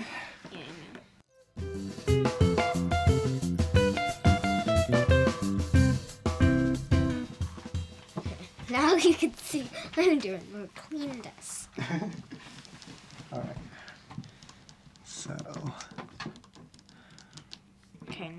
let's put that to the side now, and we need to figure out, we have to put some, since we chopped away all of the supports, we need to put some supports back. And what we're going to use is we're going to use this, some sorbothane, which is a super soft, vibration absorbing rubber. So... A vibration absorbing? Yep. So a lot of times people use sorbothane for things like if you have a air conditioner in a house and you take the whole air conditioner unit and you put it on sorbothane shock absorbers so that it won't make noise in your attic. So that's a lot of times what this stuff is used for. So what we're going to do is... Peel off these pieces. Not yet. That was fun. We're going to... So we'll put a piece like somewhere over here, and somewhere over here, somewhere over here, and somewhere over here. But then we're also going to need to put one in the middle.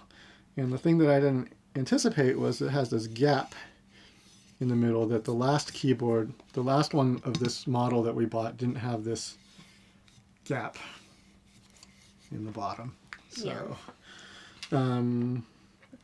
so let's work on the outside first, and then we'll work on the gap one. So what we'll want to do is, I'm trying to, don't peel anything off of it yet. I'm trying to decide if this stuff is better cut with scissors or if it's better cut with a knife.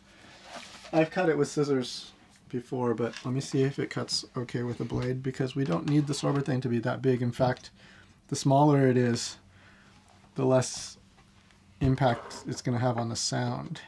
So it's going to be almost as if it's not there at all. So, Which means we're only going to use one, right? maybe. I'm going to go get a straight edge. Okay.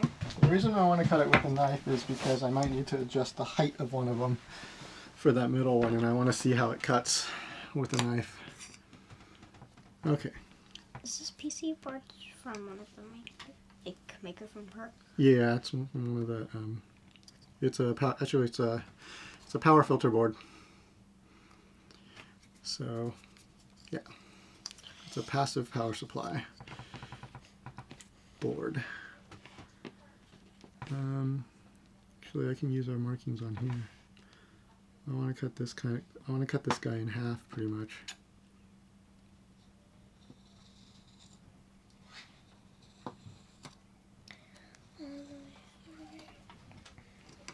You're halfway down. I'm halfway down. So the answer is it doesn't cut very good.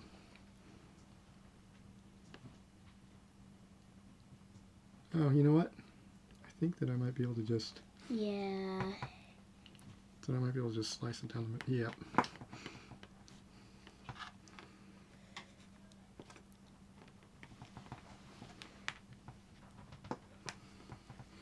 Then you can probably start going from the other side and you'll be able to cut it completely, right? Well, now all I need to do is cut through the film. Mm. Well. Where are we going to put that? You know what I'm going to do? Just going to cut the film here.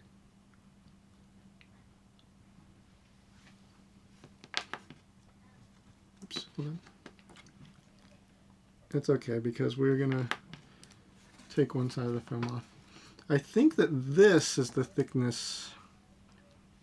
Let's use this thickness. So I want it thick enough that it's not going to break, but then as small as possible. Yeah.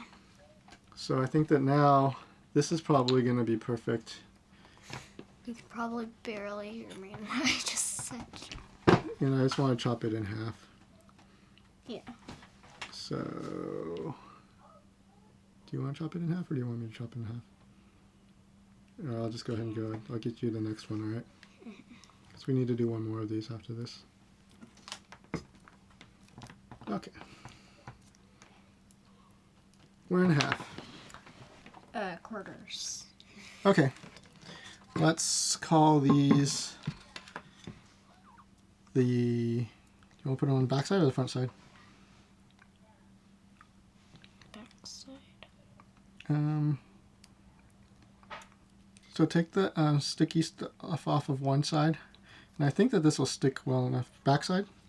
So why don't you put it like right here, like a little bit past that. Yeah, it's fine. And just put it into the corner.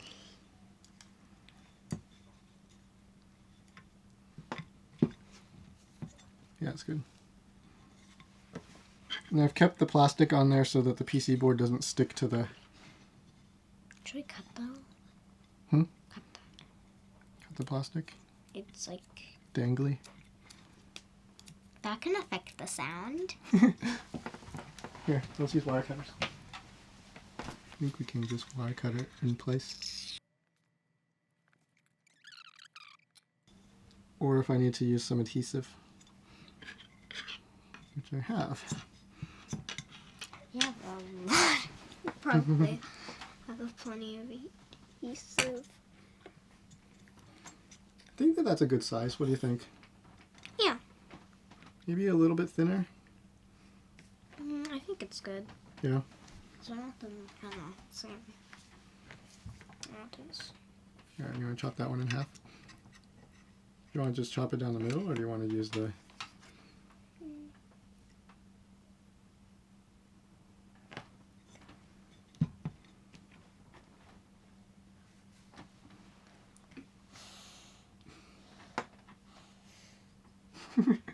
That's a bend mark. Okay. Might need to use the tip, huh? Oh. You saw it back and forth, it goes. A little bit. Yeah, it's slidey. Oh yeah, there you go. You got it.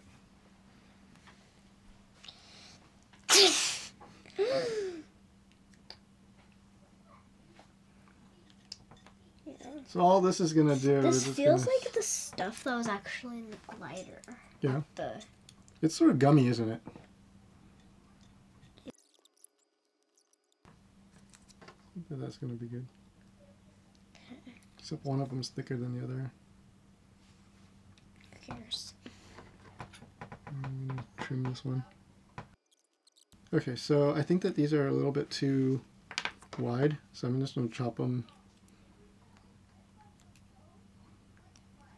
about that big, I think. That big.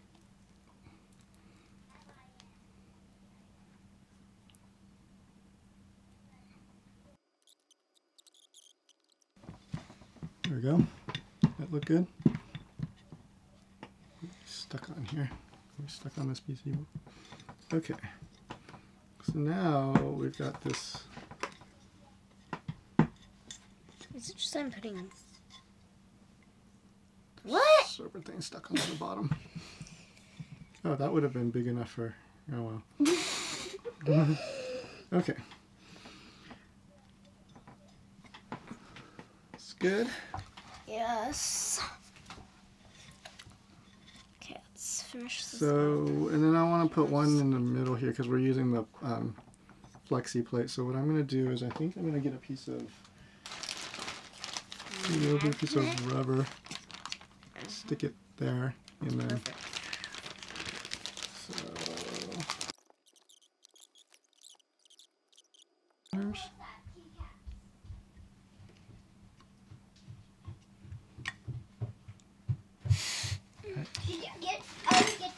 That's middle. What? So just stick it all the way against the top. Yeah, that's fine. Great. Hey. What are you doing right now? We're getting ready to put the rubber I'm on. getting ready to put the, and then I'm going to put one more Sorbothane strip on here. This? Well, this is filled. The middle, the smaller the piece of Sorbothane, the less it affects What's things. this? What are these? Does it The make middle it one is worse? the middle one is just there to sort of hold the support the middle part a little bit. I noticed that you aren't at keycaps yet. We can probably do keycaps pretty soon. Oh, you might finish it then. Okay. I think you are gonna finish it. I think we are. so. Here we go. Now we have the rubber O-ring. That goes right there. That's not too long, right? I don't think it is. I mean, it's going to be pretty loose, but it'll be fine. So we're going to go ahead and put that around. Oh, I've seen you do this before. Yep. Oh, okay.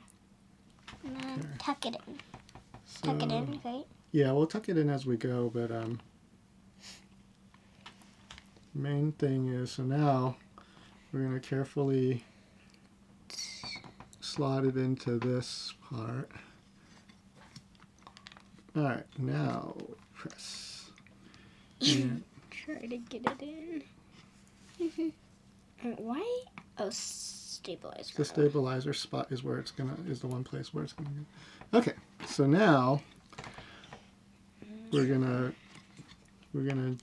press this direction and we'll just press it down.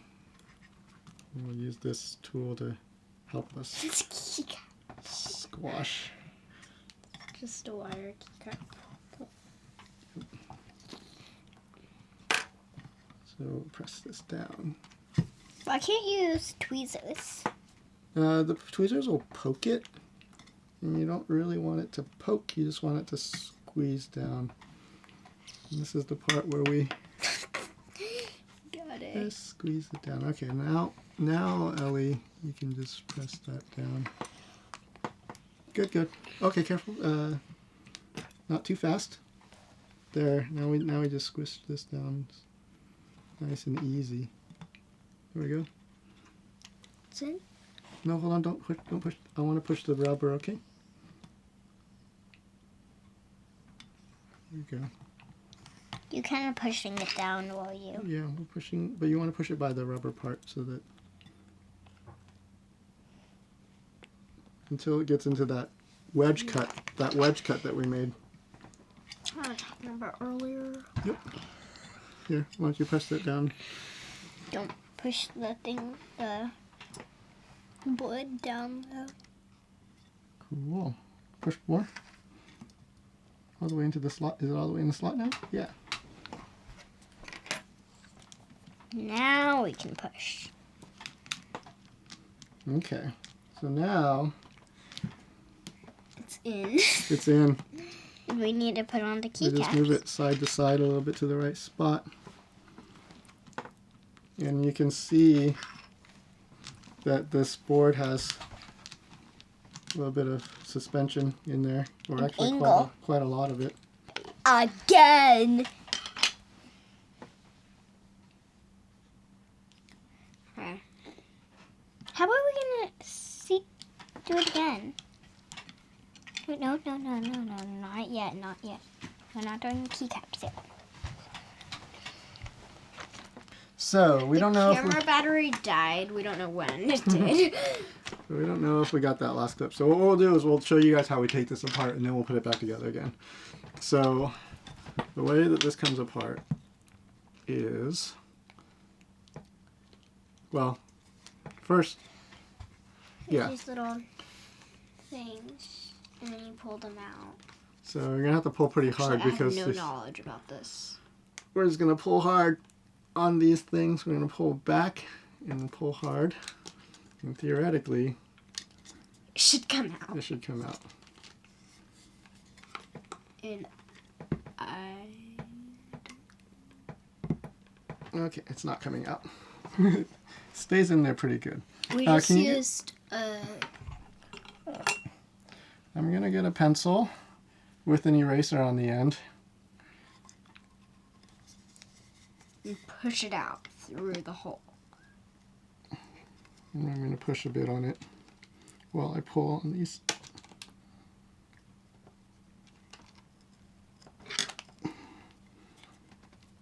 This rubber gasket does stick this thing in really well. Keycap puller. I need to pull a keycap. I need to pull a keycap. Pull. That isn't working. I'm gonna color on this paper. No, stop. Please, can I use this? Okay. All right. Let's try one more time. And if this time doesn't work, I don't think we're gonna do it. I don't think it's gonna work. I left out. That is a great idea, Daddy. Well, we kind of want to pull on it, but we want to pull gently. There we go. There we go. Now it's cooperating perfectly. I've just used a switch puller to get it out. Okay, that's how this comes out. So, you know what? That was hard enough coming out that I think It's good. no, I'm wondering if I should cut these relief slots just a bit more. You know what? Yeah, I'm going to take a break, and what I'm going to do is I'm going to cut, because that was the first time that we had put a PC board inside of this case. So what I'm going to, and taking it out was a little bit too hard, so what I'm going to go do is I'm going to cut these relief slots a little bit deeper so that it's going to be a little bit easier to pull everything out, so it's not going to hold in there as tightly. So I'm going to go do that actually right now, and we will be back. Now, I don't know if that recorded, but what we've just done, again, is we enlarged, is we took these wedge cutouts and we deepened them a little bit because it was very difficult taking the PC board out. A lot harder than I like it to be. And so I tried to make it so that these grab onto the silicone O-ring less tightly. So hopefully that should fix the issue of it being difficult to remove the PC board. But we'll go ahead and install this. You want to go ahead and install that, Ellie? Very carefully. So we want to go in this way. And just go ahead and put that into the slot first. There you go. And we want to make sure that that USB port is in. Well, it's just at least it's in that spot. And we need to tuck it in. And then we're gonna tuck this in. And it should be easier this time because we've widened that slot. And we'll squish the O-ring in. I don't think it's an O. I think it's a rectangle. Well, it's right now it's a rectangle, but it came like an O. Okay. Do you think we should use the... And I don't think it's an... You have the tool, Ellie? Or are you just using a wire keycap puller? Yep. Don't Oh yeah, it's going in easier this time, huh? Yeah, a lot easier. Easier. Hope I didn't cut too much. I think we should be okay. There we Can go. you squish that in? Okay, that has a lot of angle. Is that in? Giving like zip of the angle. No. So it's in. Okay. All right. Now, keycaps. But if he wanted 12, then it would be like this. Literally. So that's in. That. Look even.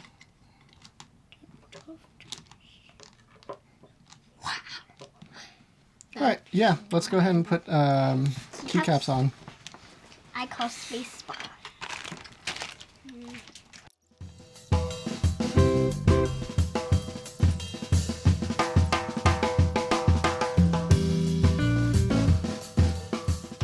I'll save that as the last one.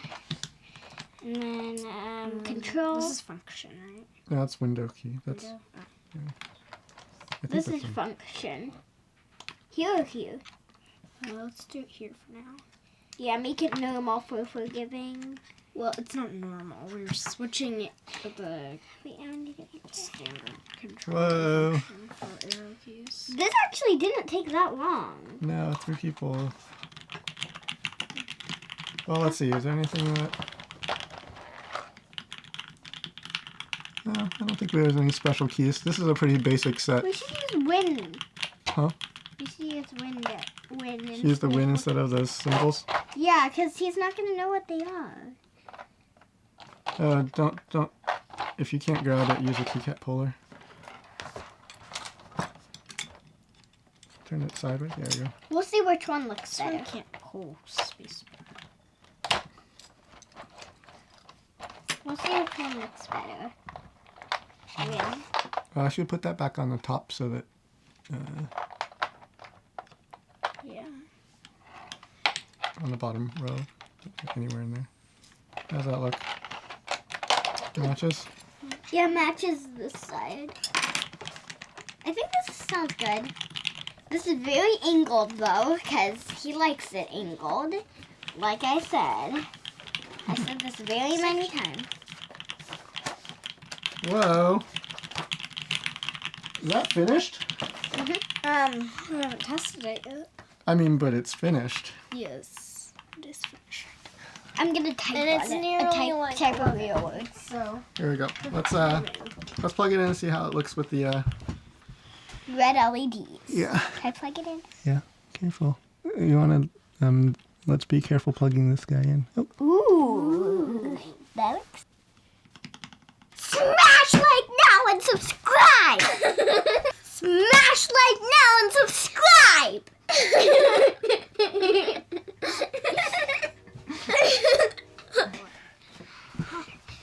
Okay, We so finished the keyboard. Today we're gonna be testing Yeah, we'll test it in a little bit. But we're all done with the keyboard. So good job, Ellie. Good job, Penny.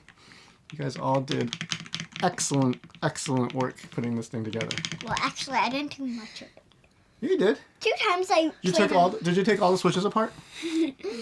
Did you put springs inside of the switches? Yes. Did you put switches together? Yes, but I Did you put broke key- a dusky. Did you put keycaps on? A little. Yeah. Well, 2 times I was just sitting around playing on Mommy's watch. Oh yeah. So it was a group effort. Ellie did a great job though on all the soldering. Did you solder things for the first time, big girl? Yes. What did you think of it? Was it fun? Was it hard? Not like I'm gonna take over your work soldering. Yeah. She's not gonna take over your, I think your you're- work soldering all of the Oh my stuff goodness. for you to go Well, to work. technically, it would be more convenient if we'd have to do that 300 robots again. Yeah. So how do you think the keyboard feels, big girl? How does it feel compared to the one that you normally use, Ellie? It feels pretty much the same. It's like lighter. The keys are lighter? I have the exact same stuff, except for the keycaps are different, and I lubed the switches different from mine. Well- mine I didn't lube. This one's a little more angled because that's what forgiving likes. That's what like, forgiving likes. This is slightly more angled. Like I said that like 5 times Yeah. already. So the keycaps are different than the one that Ellie uses. But the main thing that I thought was super interesting was how different her keyboard was from this one, because I lubed the switches on her keyboard and she lubed the ones on this one, and she was very consistent with all of the lubing. But I also knew that Ellie has a tendency to lube switches a little bit lighter. But it was really good though, because Forgiving is a gamer, and the lighter lubing makes the switches faster, and you can feel it. But the other thing that happens with them is, because she lubed it lighter, the sound is a lot slappier on this keyboard. So it's a little slap. Get my keyboard to. What do you think people should slap? Slap like, slap like now and subscribe. Yeah, you can bring yours. Okay. Go get it. Slap like now and subscribe. Yeah, but this is a slappier sound than Ellie's keyboard. And certainly the keycaps that she has on hers are a little bit thicker and heavier, and they're more muted sounding, but Mine sounds, even if you switch them, and you wanted it to Okay, be. I just have different color for everything. These keycaps are different, but The space bars are the same. so everything's the same inside of these keyboards. The same PC board, it's the same plate, it's the same switches, it's the same springs. And the primary difference is the lubing. And also the keycaps. probably actually like. Well, the stabilizing technique is different on them, because this keyboard, I was testing the This one has one not perfect stabilizer. I was testing the Epsilon mod on this keyboard, and then this one we did, or you saw how we did it on I'm this gonna one. compare space bars. What are you taking it apart for, big girl? I'm just gonna switch into. Oh, okay, yeah. The space bar is probably the one. So why don't you take off both? Actually, let's hear them. Let's be quiet for a second so we can hear. A little different. Hold on a second. Let me do a couple of different keys.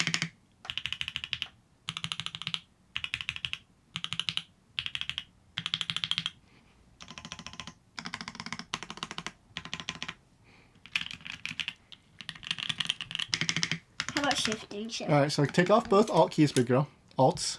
Uh-oh. Both of them. Take off both the alts on both keyboards. The reason I want to take the alts off is so that I can take the space bar off. Okay, so here we go.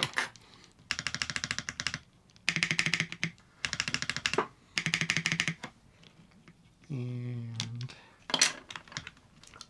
Switch them around. yeah, Okay, it's gonna sound a little more quiet. This keyboard's gonna sound a little more quiet. can I do this so that we can do it fast? Your hands looks very small to me Really? sometimes. Oh, it's hard to do it from this angle. Oh, okay, maybe you would have done it faster than me. You Okay. almost broke the keyboard. It's the keycaps and the lubing. Wait. Keycaps have a lot to do with it. Yeah. The keycaps? But a lot of it might be pretty subtle. I think most of the difference is the keycaps. Yeah, I think most of the difference is the keycaps. But we'll go ahead and, Switch them back. yeah. But yeah, the lubing does make a big difference on these keyboards. And the way that they feel and the way that they sound is significantly different. I'll put on A lot more so than I was expecting from something that has the same parts. Am I doing this? But this will be really good. These are really fast. They're very smooth. The stabilizers are Yeah, I think you switched these around. Okay. the stabilizers are fast and they're smooth also, and they're clean. And I think that they'll be really good All for perfect they'll be stabilizers. really good for a professional gamer like Forgiving. So, anything else you want to say?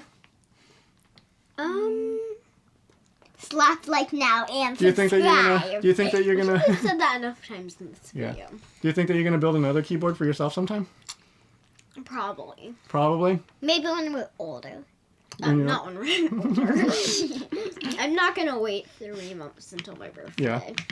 Well, what do we do sometimes when we build things? Slap like. We build Keyboard? one to sell, and then we build one to keep. Yeah. Yeah. We I learn know how. my computer build. Yeah. So not a lot of people know how to put together a keyboard and do the soldering and do the assembly and everything like that, and now you did. So good job. Well, Good job, Penny. I doubt anyone in the world of my age. The things went up to red. Yeah. I'm sure that there's somebody else who's done it your age. There's always somebody who's done something. Yeah. There's always someone who's done something better than you. But we did a good job, and that's all that matters. I know plenty. We did the best that we did the best that we could, and that's all we can do. All right, cool. So we're gonna get set up to do a proper test for this keyboard, a sound test, so you guys can hear. And if you didn't notice, there was Zaria and Mercy standing in the Oh, background. who put Zari and Mercy over there? Me. Oh, good job. And We you. also have an Overwatch symbol on this. You can't see it though. You might be able to see it. It's They a might little not. transparent. Yeah. Camera can see it. All right, guys. So we'll get set up, and we'll be back. Bye. Bye for 1 second. Okay. We are going to do a Testing. Yeah, we're going to do a keyboard test. So what we have here is the keyboard for Forgiving. This is a KBDfans aluminum case with a Delrin plate. We have PBT double shot keycaps. And we have Mauve switches that are Cartox G205. And lubed by a 9-year-old. Yeah, by Ellie. And the springs are TX 60 gram, 16 millimeter springs. The microphone that we have here is a custom built microphone. It's an Ella M251 hybrid designed by Matador on a ceramic composite PC board. The capsule is handmade by Eric Heiserman of Heiserman Audio. The tube is a GE 6072A. I think it's 1963 or 1965. And I think that that's all for the mic specs. It's going into a Mo2 M2 directly and then being recorded into Audacity. So Penelope here is going to give us our first Penny. keyboard test.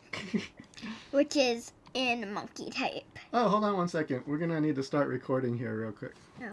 OBS? Yeah. And start recording. There we go.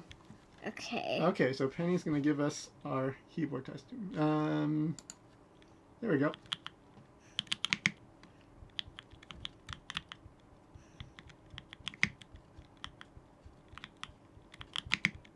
Actually, I already did a little bit.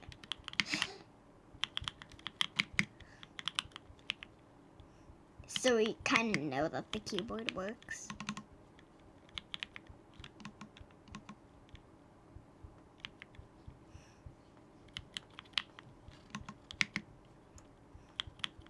Oh, why don't we go again? I think you can do better.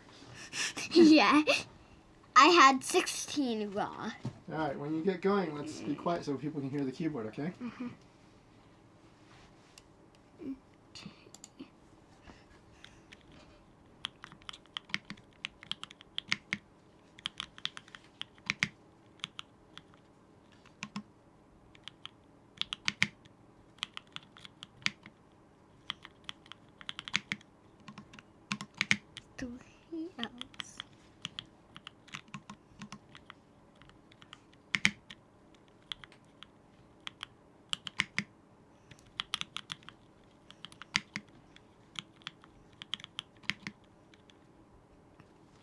Ooh, 19, that's better. That's, I think, my best. Oh, and 92% accuracy. Nice. High five. This capsule.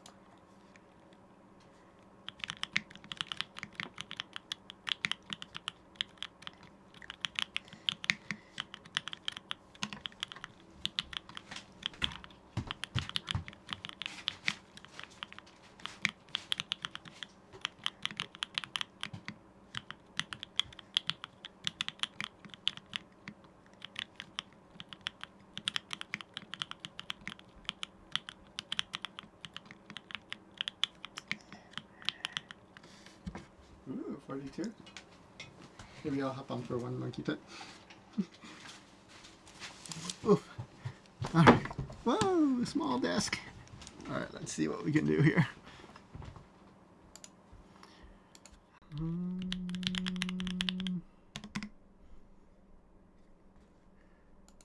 Alright.